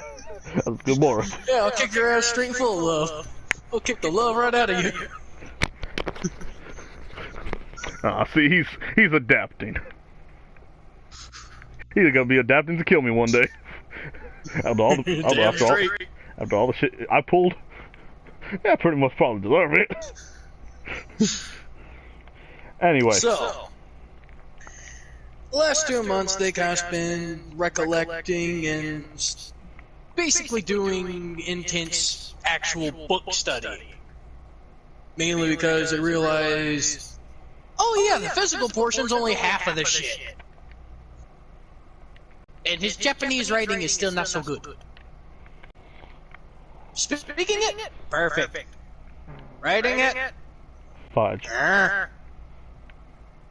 So yeah, the last couple months are spent studying hardcore on that. And luckily, there are no dogs involved this time. These dogs are gonna help you ride it. See? I would no. kill you, Loki. I made quirk. I helped out with the whole quirk dogs thing because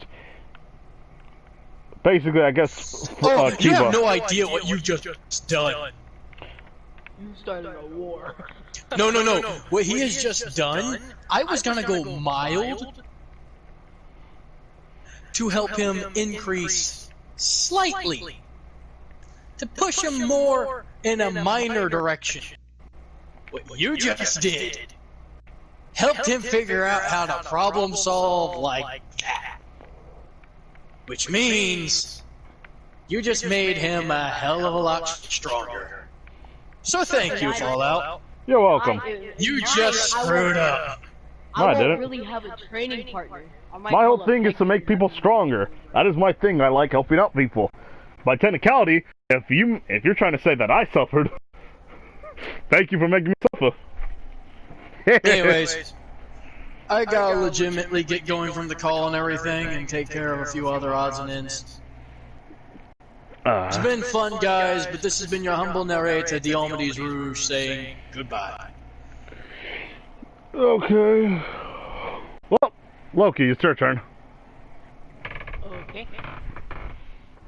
So, after Dio leaves for the 10 months of training, technically I want to have a training partner for a little while, but then I would think, why not call up Hector? He has a pretty good quirk. I could spar with him. So, I go on my phone, dial in Hector's number, and go ahead and call him. Let's see if he answers. Ring, ring, ring, ring, ring, ring, ring, ring, ring, ring, ring, ring. It's your call. Everybody's on. What's up? Yo. How you doing? You wanna come over and train? Yeah, sure. Also, I'm doing fine. Gonna be putting your ass to work. Okay. I need to improve on my quirk and physical strength. I'm okay in studies. I should be able to ace the exam. All right. So is this going to be hand-to-hand combat, or is it going to be training? Training, and hand-to-hand combat. So. All right. Light spars in the beginning, then we'll go full power against each other.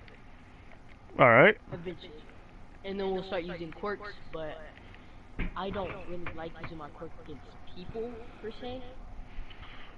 But I'll do it if it's training, and I'll try to control it. to not make it legal. Okay, okay. So, what do you say? Yeah, sure. Alright. You know where I live. Come on, over. And basically, I just make it there and says, ah, look at this, not too shabby. Yeah, me, I have a little weight room set up, and I have, in the backyard, I had my parents put in a track, so we could do, like, a couple mile runs a day, so we can just get that cardio in there. Mm-hmm. Also, I just didn't want to be on a treadmill. I thought being outside running would be better for me. And Hector is impressed by my thing, but Wait, what? my weight room and the Well, say. training equipment. I'd say he wants to work on quirk first, and then we do hand-to-hand combat. Alright. What would you recommend for a person with full water manipulation? Quirk. Alright. What's the most convenient way for them to get water? I don't know, to be honest.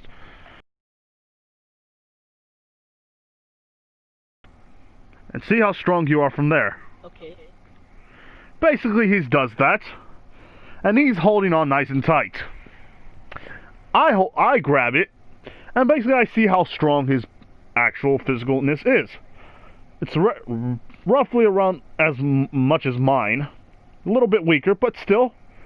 And this is when, basically... What do you mean? Alright, you go ahead.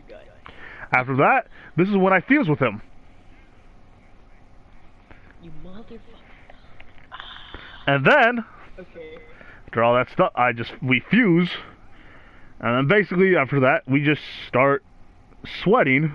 Because both of us start to sweat after we were done training. And this is when, basically, I just make little water bubbles. All these little water bubbles just started to be made. After all that's said and done, basically I see how his quirk works. And that's pretty much it. After that, we defuse. After that, I tell him the situation on how we can make his quirk less lethal. And I actually got memories of all his past. Yes, because anyone who I fuse with, I gain their past.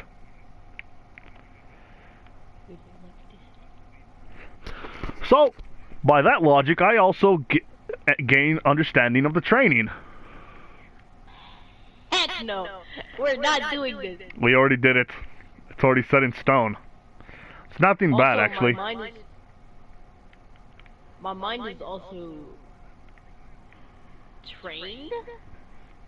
And as I said before, my mind focuses on one thing, so you kinda wouldn't be able to go in my head to get the memories. That's to protect the one-way mind and the one-way mindset is to protect from brainwashing or mind reading quirks. This isn't a mind reading quirk at all. I know, but still. Also, there's no still. Don't you have to ask consent to freaking No. Freaking. Kind of weird thing is that? That would be a weakness for someone with a fusion quirk. Okay. Either way, let's just say I keep it a secret. Okay, I do. Not like I could tell anyone. Well, technically I could tell Frederick and all that stuff, but then again, it'll be just boring. True. So I guess it's a secret amongst friends that I was trained to be a trained assassin. I was a trained assassin. This does mean I gain your ideals, and not only that, I also now know how to use the water. Since I accept the water. Not as proficiently as me. Not as proficient, but now I understand how it works. I also thought of this other thing. So I What's- would, I thought by the end of the 10 months, or probably like after like 2 or 3 months of training, I would get the Mhm. bright idea to use the pressure from how I use my water. I could use the pressure of how hard I can make like how fast and how hard I can make my water move. I could combine that with physical attacks. Uh-huh. So, say I wanted to do like a axe kick, and I put water on like, alright, say I put water up my leg, right? Uh-huh. And then I force the water down as fast as I can, and I used all my physical strength and my legs to push down. That would be like kind of a deadly kick because I'm already strong. I'm already built. I'm already strong. Plus the pressure on how fast and how hard my water's coming down. I feel that kick would be enough to knock somebody out. Probably Mhm. easily.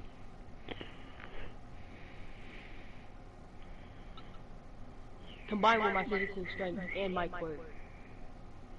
But I feel I wouldn't I wouldn't do it all over my body. I would do it in one place at a time. Or I would move it around as I'm fighting. All right. I also would say I have a grasp of making ice into water. Like I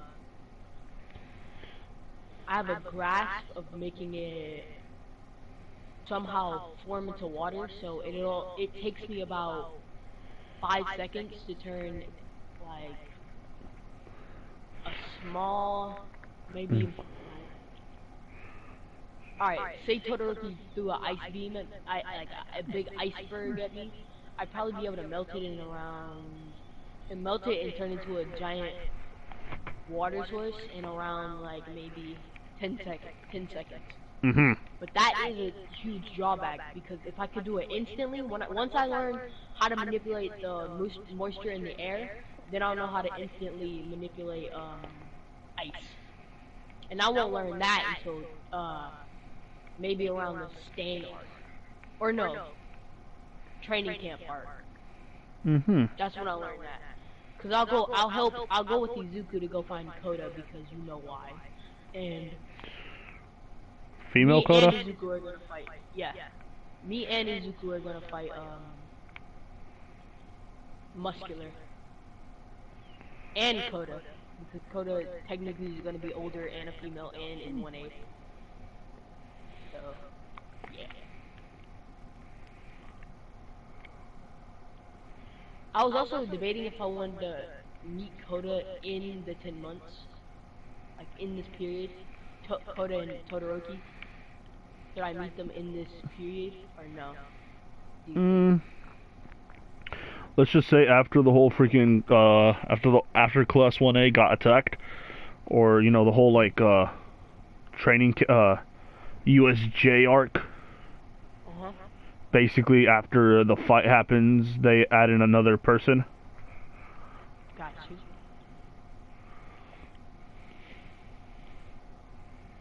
Alright, we'll talk about this off thing. I'm just gonna finish my turn so you can do yours.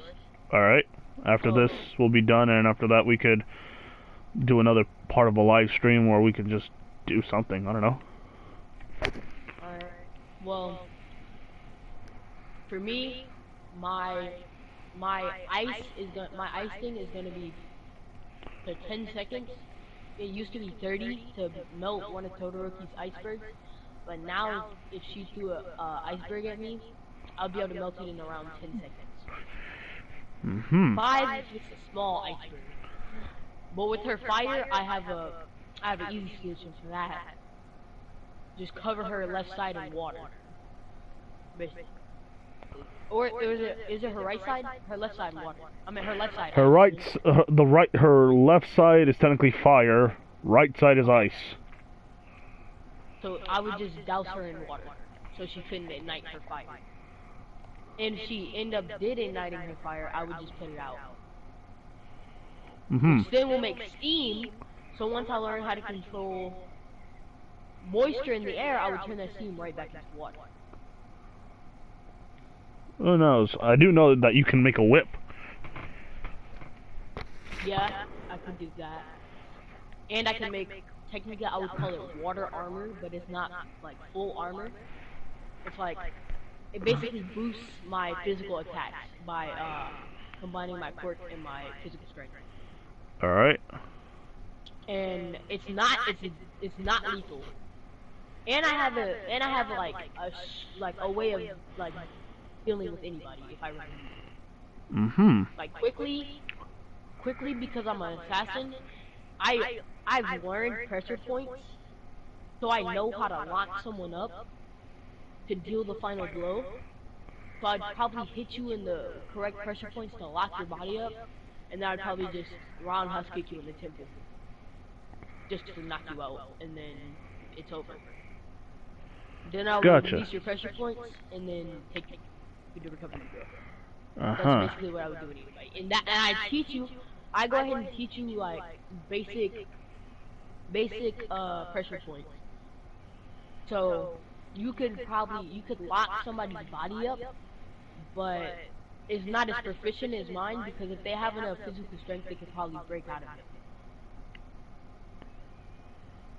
You have to hit them like hard for them to be like just lock up for 100% of the time. Like if their body's just gonna lock up, you're gonna have to hit them pretty hard with pressure points. Also, you would be able to make someone boober themselves involuntarily. You would also be able to make them pee on themselves. You could probably just embarrass them. Like if someone's trying to like swing, you could dodge because you have my heightened senses now. You could dodge, and then you could hit their pressure points and make them lock up, and then just like hit them like a freaking punching bag. I learned how to use water style for a long time, so I know what I'm doing. Not only that, it was a good way to trick you into also giving me a quirk. I am someone who's not to be dealt with as just a serious person. I also am going to get physically stronger, because I'm going to do weight training, I'm going to do body training during the 10 months. So I'd say I don't even really need my quirk to beat the robots, but I'll use it to boost my attributes, like I said. But go ahead, I'm done with my part now. It's all you. Let's see.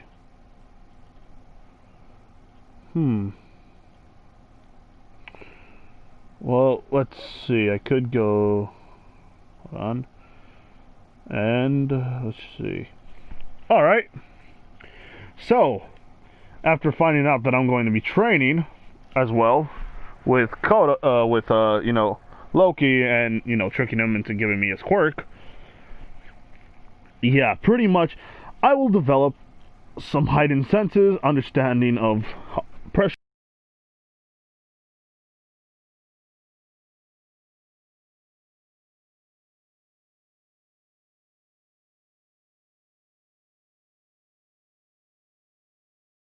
Sorry about that. Alright. After all that is said and done, basically, I learn how to do some moves like he does. Not only that, I also learn how to fight, and I can use now fire, lightning, and water. So I am an elemental badass. Now, basically after all that stuff happens, my training goes by, and I go to the training arc, or not the training arc. Well, I go to the entrance exam, and I basically meet different people. I meet what's his face? I meet Deku, I meet Bakugo, I meet all of them, and after that, seeing how other people work, I talk to freaking I talk to different people. That's what I can say. I talk to different people. And then, you know, after that, President Mike does the whole quirk thing. What's his face? Ida talks and says, "Oh no, don't do this or this or this or that. Oh, I'm a pompous prick. I'm a douchebag." All that stuff. Now, it's literally 12:25 where I am at. It's 11:24 where I'm at. But either way, basically, I don't care too much, and I just somewhat shock him with my electricity and just talk to different people. Mainly just Kaminari and freaking Kirishima. Because Kirishima gave me his quirk already. So basically I have hardening, fire, the death one already, which is always permanently fused with me. So technically I have fire, lightning, hardening, and water. So basically, after all that stuff happens, I just talk to them, and yeah, we pretty much do our own thing. And not only that, freaking Ida gets mad and all that stuff. I'm in a different part of the exam, so when everything happens, basically I start just running. And not only that, I pretty much start to fly for a bit from time to time. Basically be able to jump higher with using the fire. And after that, using electricity to zap the freaking 3-pointers and 2-pointers and stuff. I'm going full ham on this part. Pretty much destroying so much. Not only that, I'm burning them, electrocuting them, soaking them in water, breaking them, destroying everything. I am a madman right now. Now, Anton Wallace, I live in Jamaica. I live in Texas. Caden, are you a chick or are you a guy? Because I know Caden means two. It's both for in Texas. But it's most likely a guy. Either way. Let's see. After all that stuff happens, I basically keep destroying the other things. So after all that stuff is going to happen, oh yeah, pretty much everyone tries to attack the 0-pointer and they're all scared. I'm not, because I am me. I pretty much destroy the 0-pointer by just jumping up. After that, fusing parts of myself with the freaking metal, taking them out, punching it, going inside of the freaking 0-pointer's leg. After that, just keep destroying everything until I reach up to the top of the head, grab it, pop it off, throwing it down, and I basically get like, what, 100 rescue points and 200 freaking, I get 200 hero points.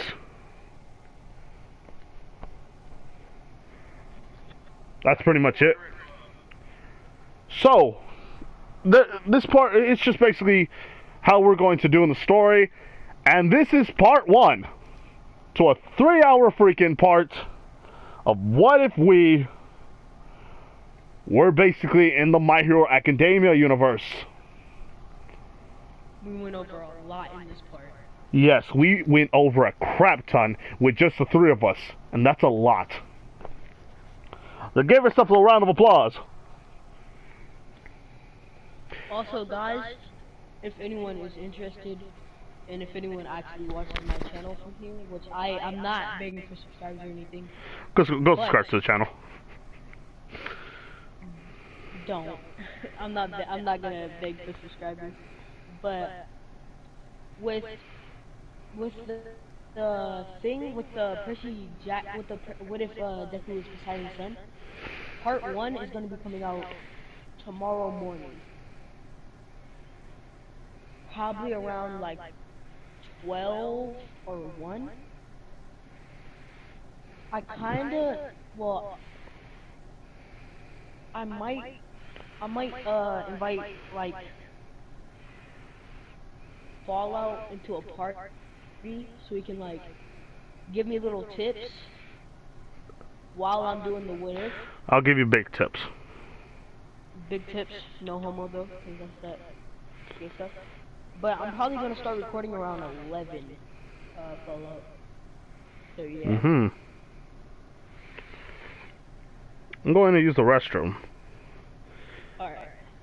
So I hope you guys all liked it. The live stream's going to be up until 12. That's when I got to go to sleep. So hope you guys have a good time here too. We will do part 2 soon. Because I like doing live streams, and hopefully everybody, basically me, Patrick, and Minetta, Loki, are all going to be here. It's a lot of freaking time. Not only that, give ourselves a round of applause for at least watching all the way up to here. Oh yeah, who watched? Who's watched the whole time? That's what I want to know.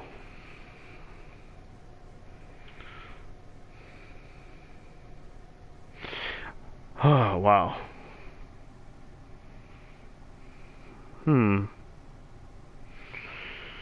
So, Loki, you talk to them for a while. Okay. Do your best. No Okay, pressure. well, There's a huge amount of pressure. I left halfway due to sleep. Understandable. I mean, everybody needs to sleep at some time.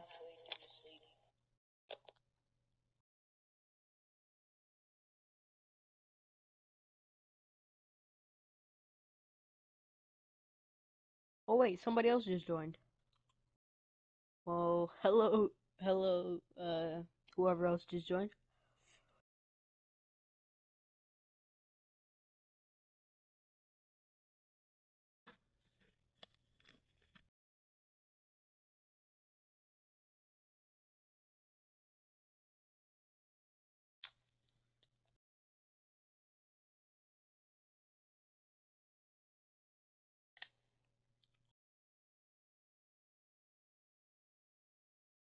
So I hope you guys liked the what if.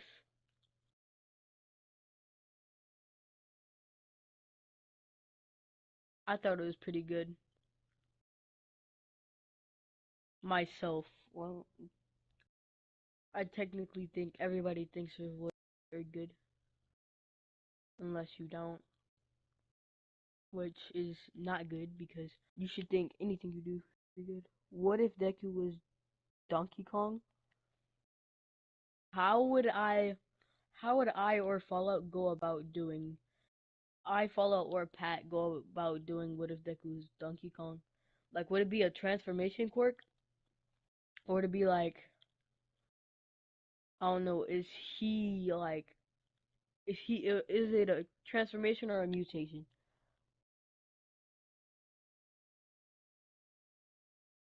Reincarnation. Okay, so he wouldn't have like gorilla-like features, but he would like have gorilla, like he would have super strength,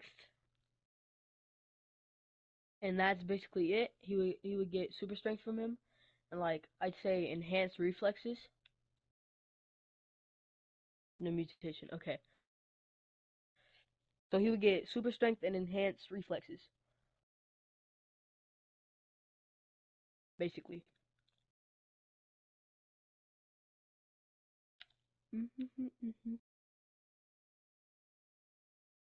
He will have all the features.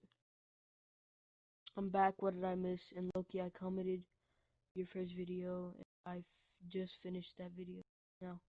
Oh, well, thanks. I'm gonna go look at that.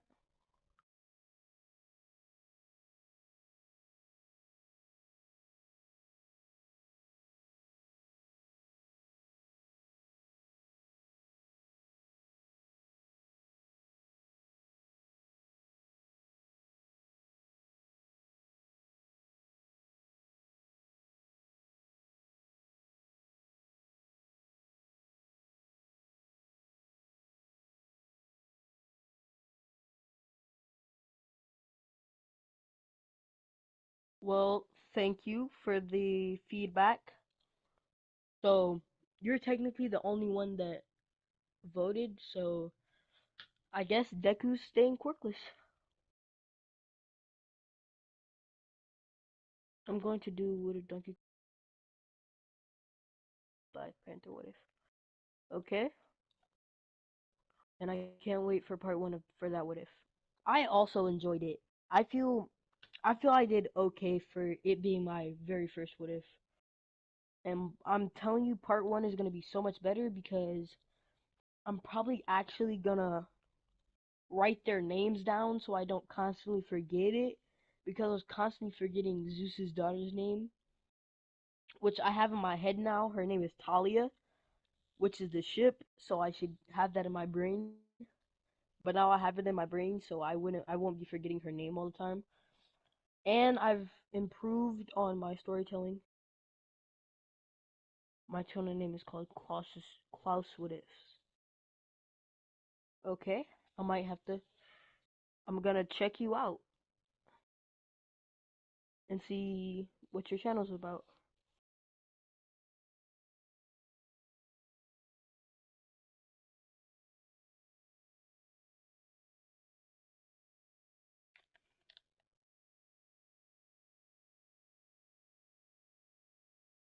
I posted my first vid today. Oh, what was the what if for your first vid? And I also posted my first vid today. It did really bad. I mean, for it being your first vid, even if you got any like any people to see it or any people to at least like even comment or like it, that's like a big step in the channel's I'd say like growth as a whole. It's like all in if you're doing popular what ifs or not. My what if isn't really that popular, but I see a lot of people doing like what if Deku was the son of other gods other than Poseidon. I felt Poseidon was the best one to do. What if Deku was a Todoroki and reincarnation of Klaus von? I cannot pronounce that, so I'm not gonna try to. What if Deku was a Todoroki in the reincarnation? Okay. I'm gonna have to see what his powers or he is or she is. Pretty sure it's a he.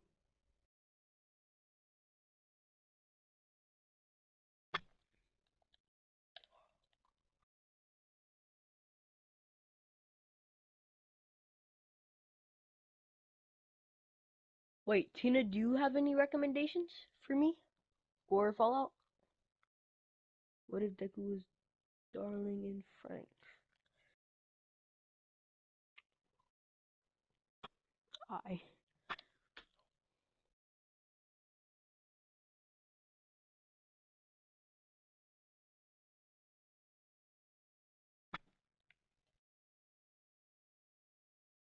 Oh, I haven't watched it.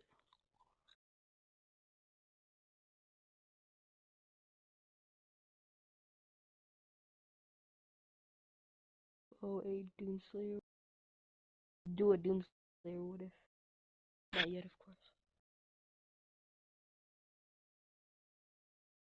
I'm gonna have to research into Doomslayer what ifs. Never. I don't even know what Doomslayer is. I don't even know the main lore of Doomslayer. So I'm gonna have to look it up and see what it is about, and I'll get back to you on that. I did my first what if so early. To post my. I was planning to post part zero to basic technically today, but you pronounce it wrong. What?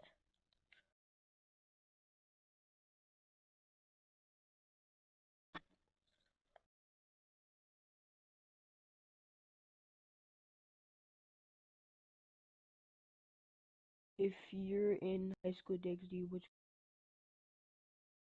anime? Are you talking to me or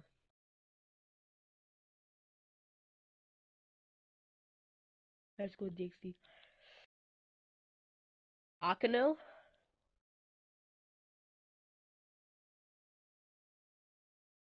For me.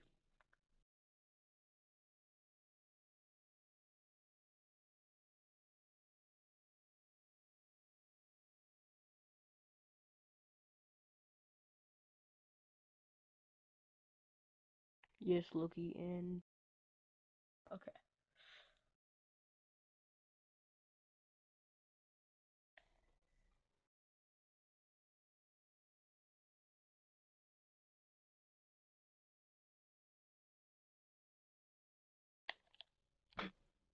I'll do what? I'll do I can wait on Tuesday. I knew that Tina wanted to watch a what if of mine, so I put it out today. Part one is coming out tomorrow, probably around somewhere around 12 to 1 ish. I'm gonna make it around an hour long, either an hour or like 45 minutes long. So yeah, it's gonna be a longer one. It's gonna be like maybe a 5 to 10 part series.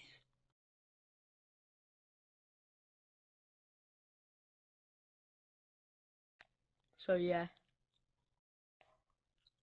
I've never watched High School DxD. uh,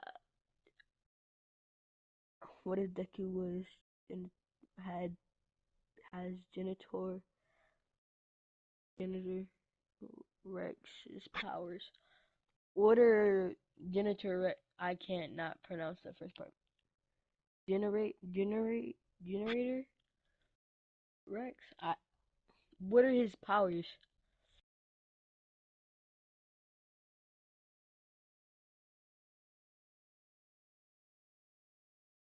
Also, I'm not gonna make Deku exactly like Percy Jackson, just because I want him to be indifferent in his own regard. I think I said that in part zero. I said I'm probably not gonna make him exactly like Percy. Oh well, thank you for subbing. I appreciate it. I'm not gonna make him exactly like Percy, because he isn't the reincarnation. He's a son of Poseidon. He's not just the reincarnation. It's a cartoon created by the same guy who created Ben 10. Oh, well, I'm gonna have to watch a little bit of it so I can get the lore and I can get the story correct, because I don't want to mess up the story and it be like a bad what if.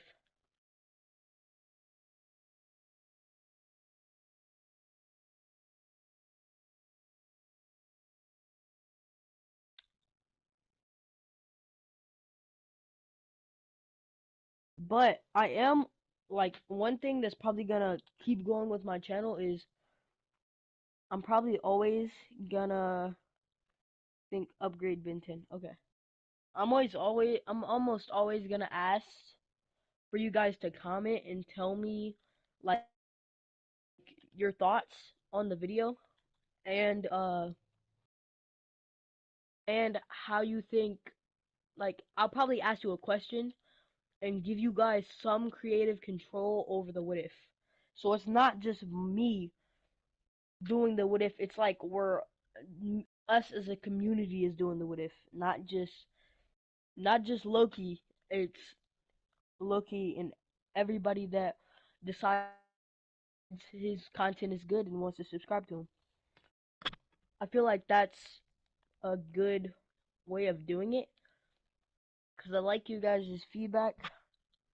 I appreciate you guys' feedback, even if it's like not so good feedback. I still appreciate that you took the time out of your day to comment and or subscribe and or watch my what ifs in general. I need a ship for my Deku Todoroki what if. What if Deku was a Todoroki? What if?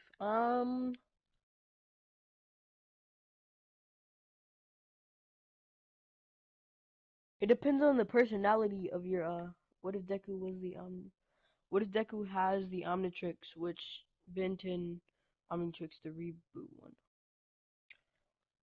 So the one that was on Cartoon Network now, or not, and not the old one. Also, I wouldn't only give him 10 aliens. I would make like an alien like of my own that I want him to have. So if you're okay, if you guys are okay with that, yeah. No. Okay, that Benton. All right. So I'm gonna give him his 10 his twin normal ones, and I'm gonna give him an 11th alien that's like, I don't know. I'm gonna have to think because I'll probably do that after I get to like part maybe 5 of What If Deku was Percy Jackson. Once I get to part 5, then I'll do What If Deku had the Omnitrix. Can we not talk about the Ben 10 reboot TV show? It's trash. Lost Vaughn from Play. He has that personality.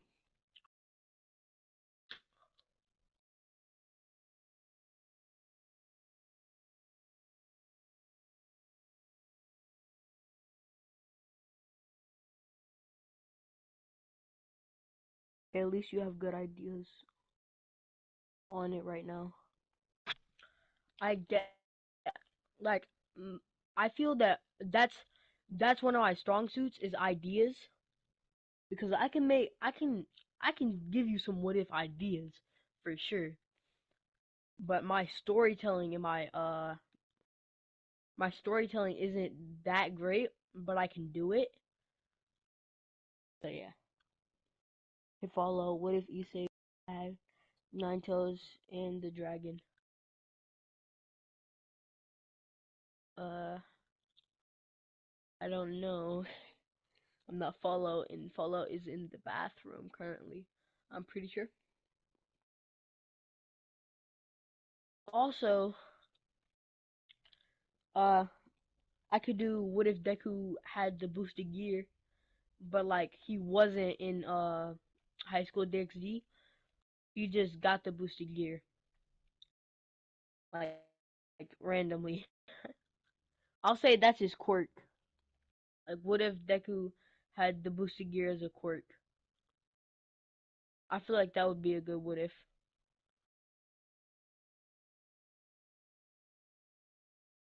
I'm not gonna do what if he was the reincarnation of Issei though. Which boosted gear? Um, Red Emperor Dragon. The yeah, Red Emperor Dragon. That boosted gear. I have a full page of what I need to do. But yeah, I'm gonna give him the Dragon Emperor boosted gear. So it's basically I'm gonna give him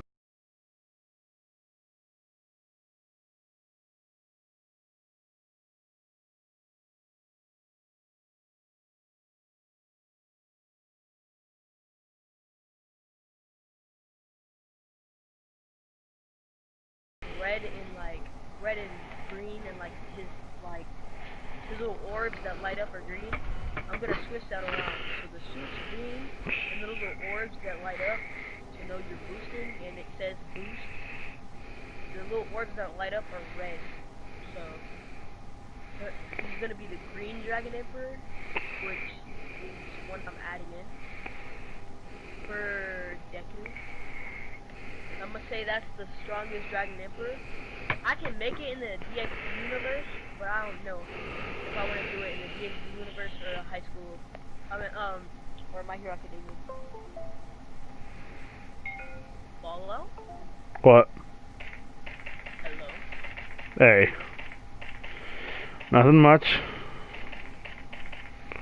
I was talking about what if ideas with I know, I'm listening, don't worry. so I figured out 2 what ifs I'm gonna do after I get to at least part 5 of the Percy Jackson what if. Or no, the Son of Poseidon what if. I'm gonna do, first one I'm gonna do is probably what if Deku had a custom boosted gear.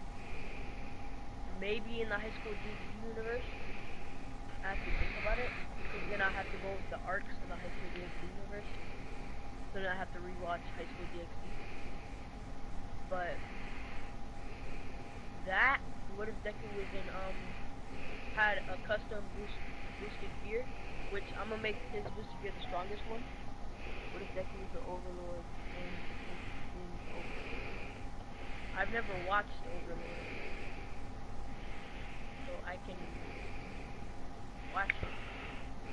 That one, I'm doing that, and what if Deku had an Omnitrix? And also he's gonna have a custom Omnitrix, which is gonna have 11 aliens instead of 10. But the 11th one is gonna be a custom one that I make.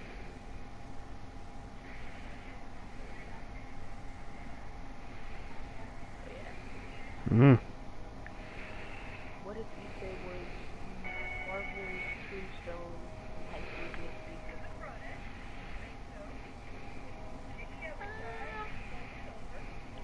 I don't know about that one. What do you think, Paulo? What do you say? What if Issei was Tombstone in High School DxD? Deku was Tombstone. Who's Tombstone? What if Issei was Tombstone? He's like one of Spider-Man's villains. Oh. That'd be hard to think about. You could do what if Deku was the reincarnate, was Spider-Man, a Spider-Man. You could put him in there, like that. Or what if Issei was a Spider-Man, like had Spider-Man's powers? You could do it like that, or you could just make him... Oh wait, no, it's what if he was Tombstone, never mind. Oh no, to be honest, I don't use, because he doesn't have that much to offer. I think if you're going to do a what if, they gotta bring up something to the table. I think this will be Patrick's thing. Ultra Instinct? I could do something with that. I could also do something like that. Like, I was thinking, I'm planning to do what if Naruto had Ultra Instinct? But right now I'm doing what if he was the son of Zoro? Okay. Cause you I'm gonna make Deku a Saiyan, but his only Super Saiyan transformation is gonna be Ultra Instinct. Like his only transformation is gonna be Ultra Instinct. He's not gonna have any Super Saiyan or Super Saiyan Blue or anything like that. His only transformation is gonna be Super Saiyan. He's gonna be able to he's gonna know how to manipulate ki, like make ki blast, stuff like that. He's not gonna have a tail, because I'm gonna say his mom and his dad had it cut off, so he would stay a secret. I'm not gonna add any of the normal villains, because even with Ultra Instinct, I don't think Issei will be able to beat Golden Frieza. Well, I don't know. I don't believe he'll be able to beat Ultra Instinct Frieza. I mean, not Ultra Instinct, Golden Frieza. But I do think him with Ultra Instinct would be able to beat all the High School DxD villains. And also, to be 100% honest, my favorite form is Juggernaut Drive, so that's gonna be implemented a lot into the what if Deku had a custom boosted gear.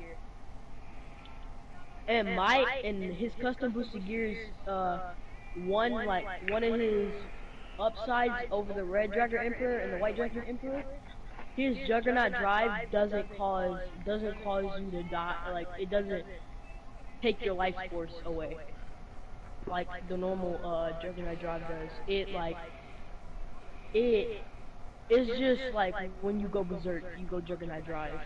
It's not just an uncontrollable thing where you're just killing everything and you're losing your life for going into the form. Which I think is that I think that's how Juggernaut Drive works in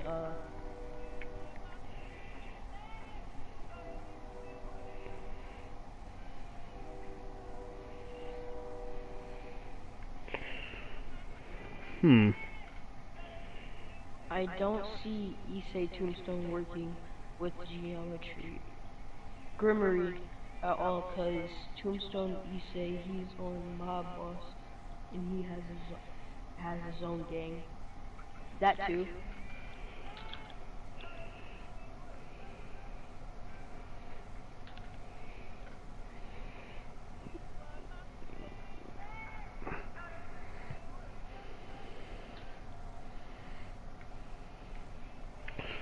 I just keep hearing, and you were my baby.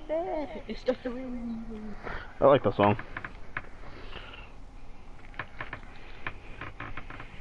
Let's see.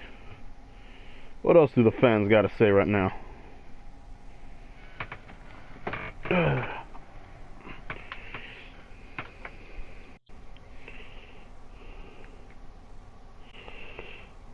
I'm not gonna. Also, I'm gonna make. Also, I'm changing something. What's up? I said in part 0, I'm changing it.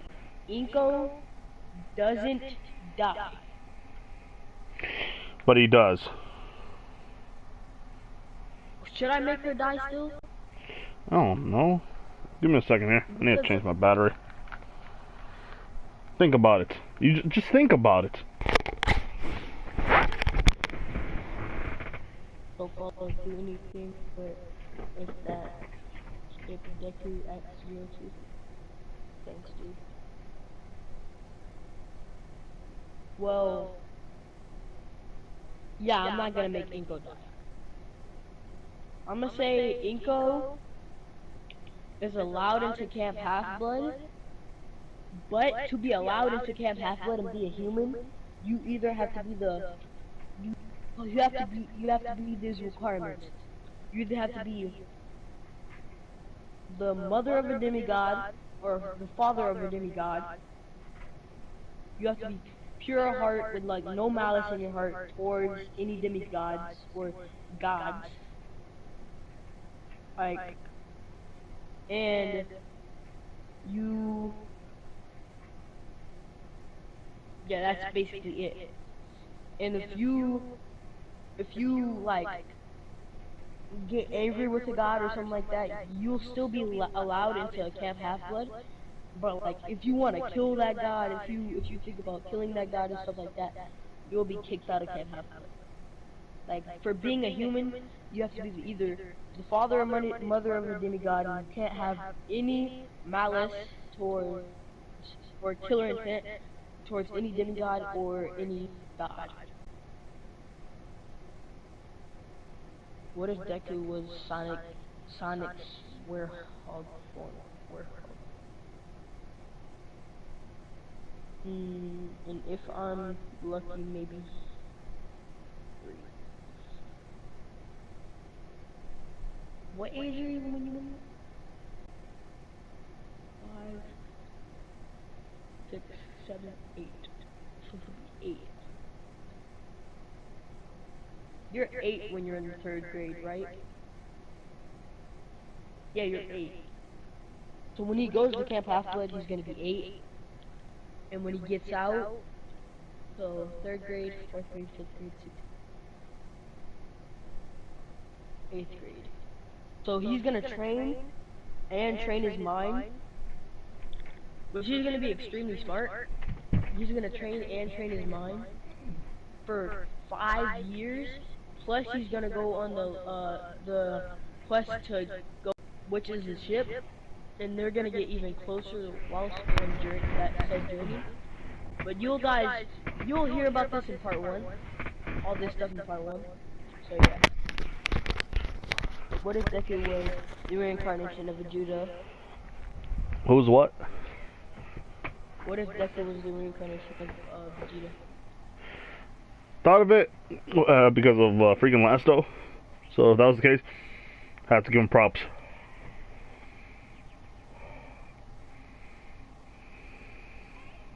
I remember that exchange between you two. He's like, Kakarot, you follow me everywhere. And then your Kakarot laugh is on point. Hi, I'm Goku. That. Peanut butter jelly time. Peanut butter jelly.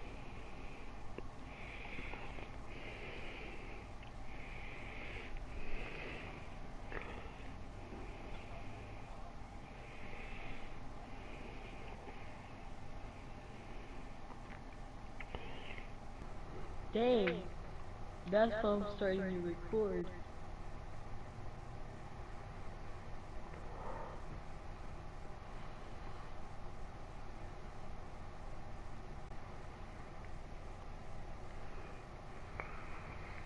Wait, when do you get off tomorrow?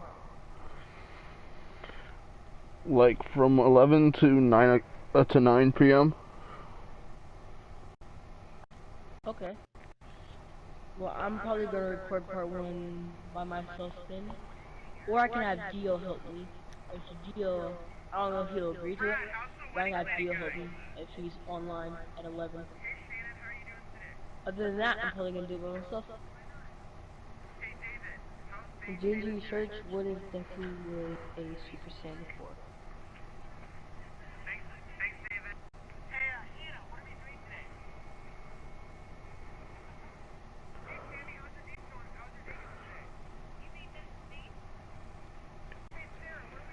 Hey, Paulo.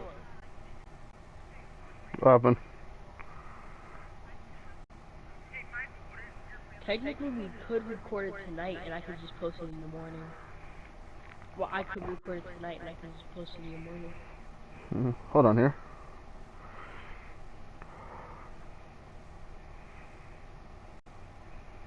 Let me be really frank.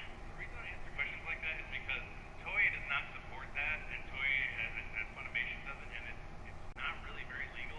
And so, as a guy who voices the main character on the show, it's very hard for me to get behind that, especially when if a company is making a product and then they call you up and say, "Hey, please stop doing that," and then you keep doing it. It's not like for you. I'm telling you my opinion. You're not in trouble.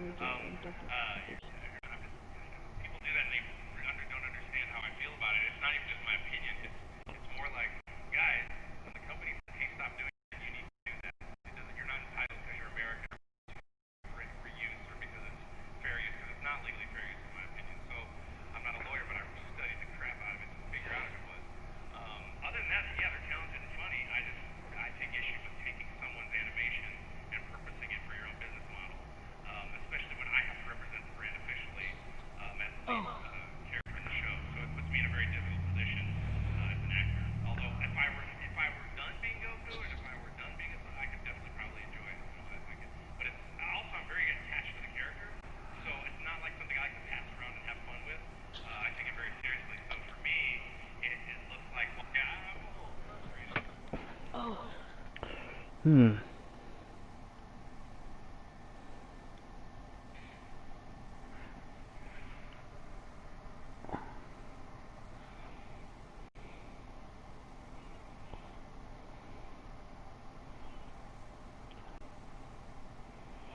Oh, that would be a great what if. What if Deku was Psyche K? Was in Psyche K? Yeah, I know who Psyche K is. Or what if Deku had Psyche K's powers? I think most of the fact is it's more of the fact that you put like so much OP into that one character. If anyone becomes like him, it becomes nothing more than just something that is.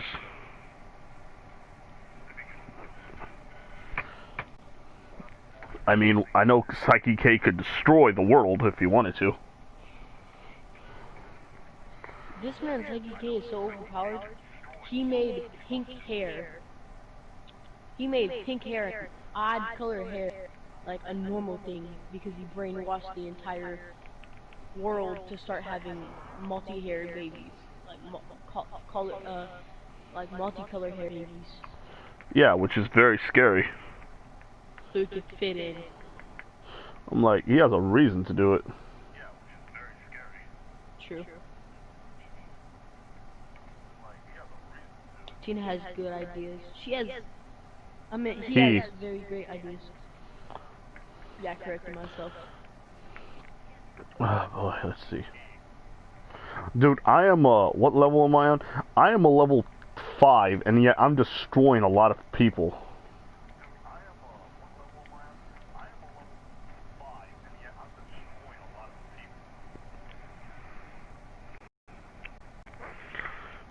Hmm.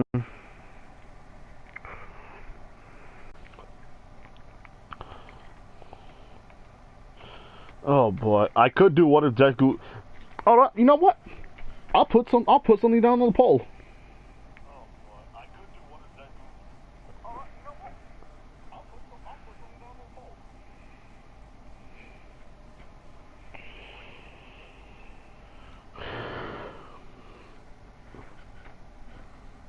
Okay, but what if Deku was Yondu? Would he get the arrow though? Because Yondu was on a entirely he was on an entirely different planet with where there was a metal that reacts to sound, or like the high sound frequencies or something like that. So would he be able to get the arrow? What do you mean? All right, so is he also gonna be like the leader of like a little group? Yes, like he's using. So would he already be a proficient in like whistling for the arrow? I feel like he would already be proficient in whistling for the arrow, and then he would already have the arrow. Like when he activates his fork, he'll get the arrow. I'll say. Like the arrow is a part of his quirk, and his quirk is like his quirk is he can make any sound. Like he can copy and make any sound at any frequency. So Alright, then put down he a would poll. have like Hold on. Before you say absolute anything. control of it. Alright. I put down a poll for you guys to pick for a Deku what if that I'm possibly going to do. That depends on you guys.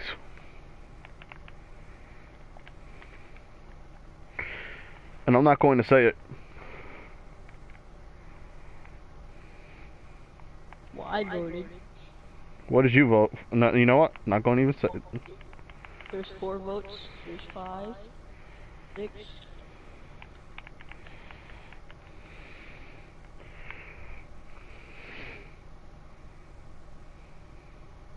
Oh my God, we're neck and neck. Let me see right here. Not even a minute has passed and people are starting to choose Vampire, Golem, Dragonborn, and no Orc. I chose Werewolf. I didn't tell you. Back neck and neck. Oh, they are. Okay. Oh, it's out of 8 people though. True. So out of 9. Oh, the Dragonborn's getting something. The Dragonborn's actually getting something a little bit.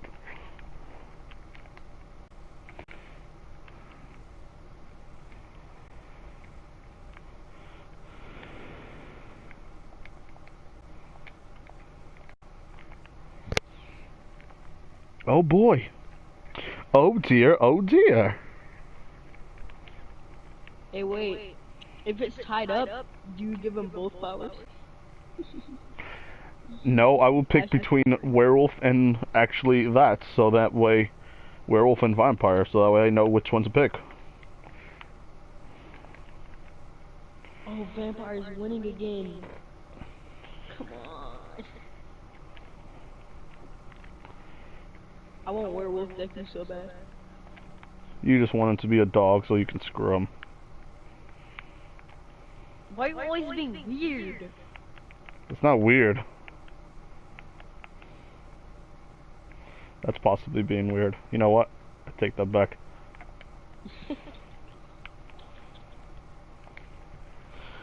Cause you were my baby.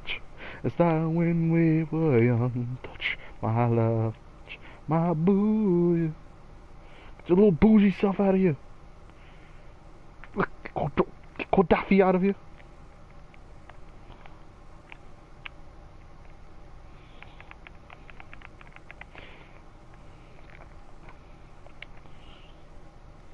Dude, I think it's because I picked a different character for this game. You know what? Hold on. Before I even go there.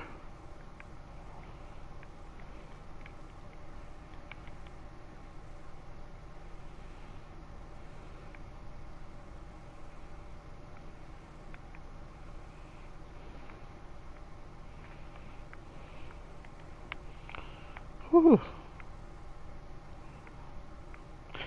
Maria he, Maria ho, Maria ha, Maria ha.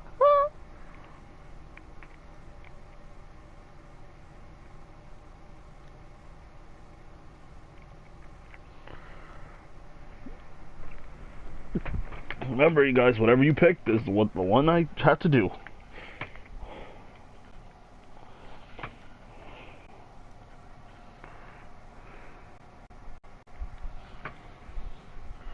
What did I smoke? I smoked the essence of a battle. Very exclusive place. No one can get there. You have to take a boat down to the canal of Mississippi, and after that, go to the world of Zalakar, and after that, go to Skyrim, just so that way you can make it to the Fallout 4 place, and after that, you have to go to the Dragon Ball Z universe and collect the 7 Dragon Balls to get to another place, since even that won't even do. Very exclusive place. Only a top 10, only 2% of people can do it in the world. 1%. 0.1%. There we go.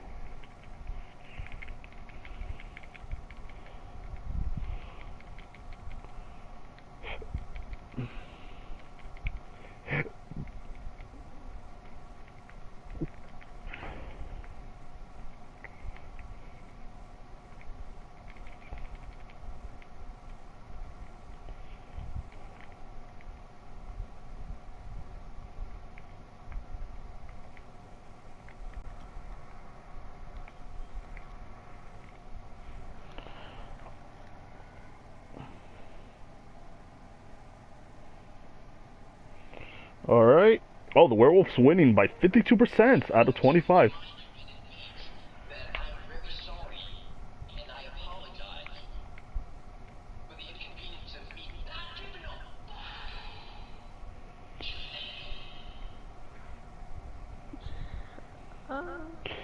Vampire is winning by a lot. Really? Yeah, and Dragonborn is actually second. Nobody chose Orc.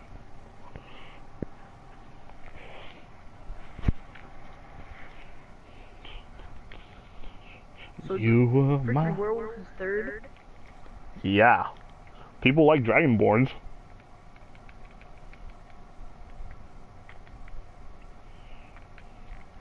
Oh boy. Let's see. Oh, it's second? Werewolf Who? is second now. Oh wow. Almost 30 people have voted. 32! It's an even higher number. We might be doing what? Everybody. It depends on how many people, how long you're gonna let the poll be up. That depends all on that. Or how long you're gonna let the poll go. It depends. It just depends on the person. It depends on how much people want it. Yeah.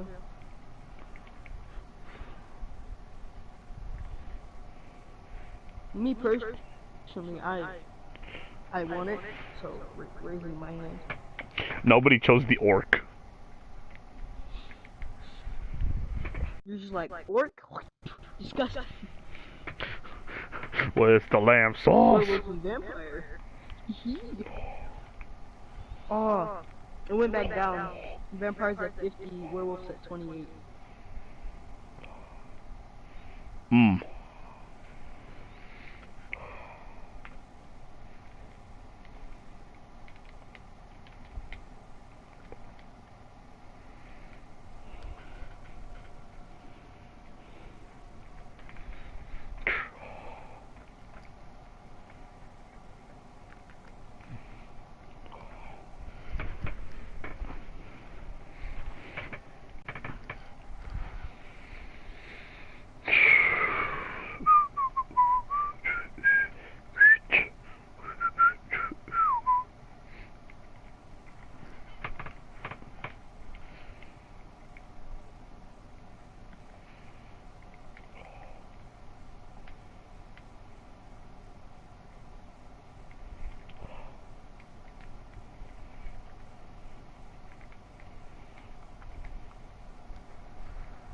I still have 4, time to be persistent.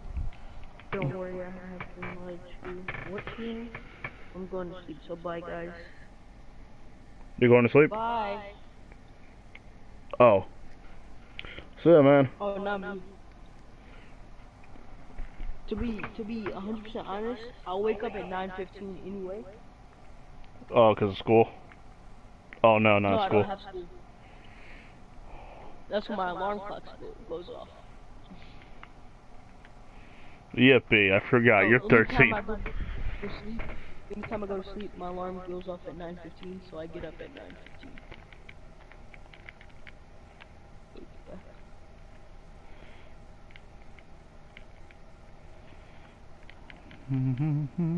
I choose vampire. Follow. Her neck broke.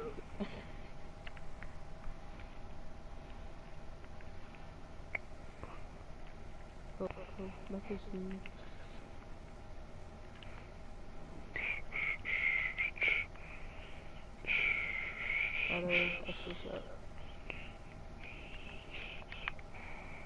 I chose werewolf.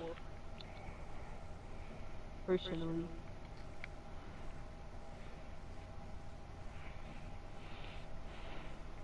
The entire thing is, will he be, this is how my vote's gonna be. If he's not gonna be affected by sunlight, then I'm voting vampire. But if he's affected by sunlight, I'm keeping my vote at werewolf.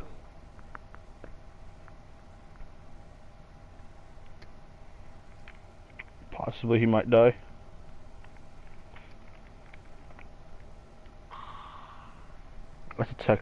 That's hard one to pick. I would say give him like something like a necklace or something that he can't take off, and if he takes it off, like he burns up. No, because I don't want it to be magical. I just want him to be a bloodsucker. Yeah, but he can't just go. Is he going to UA or is he just? He may just have his own legion.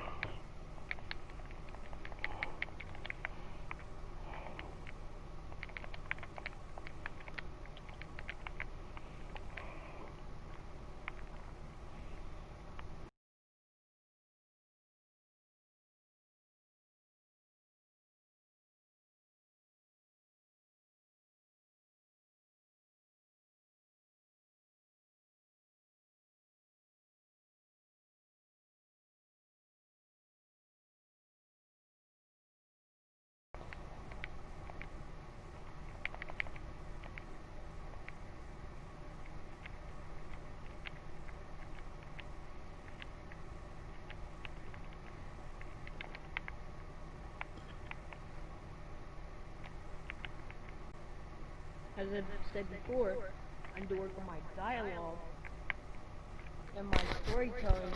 But if I write it down and read it out, then like, because you know how when Percy first gets there, he's part of blue team. Like when he goes, when he does capture the flag.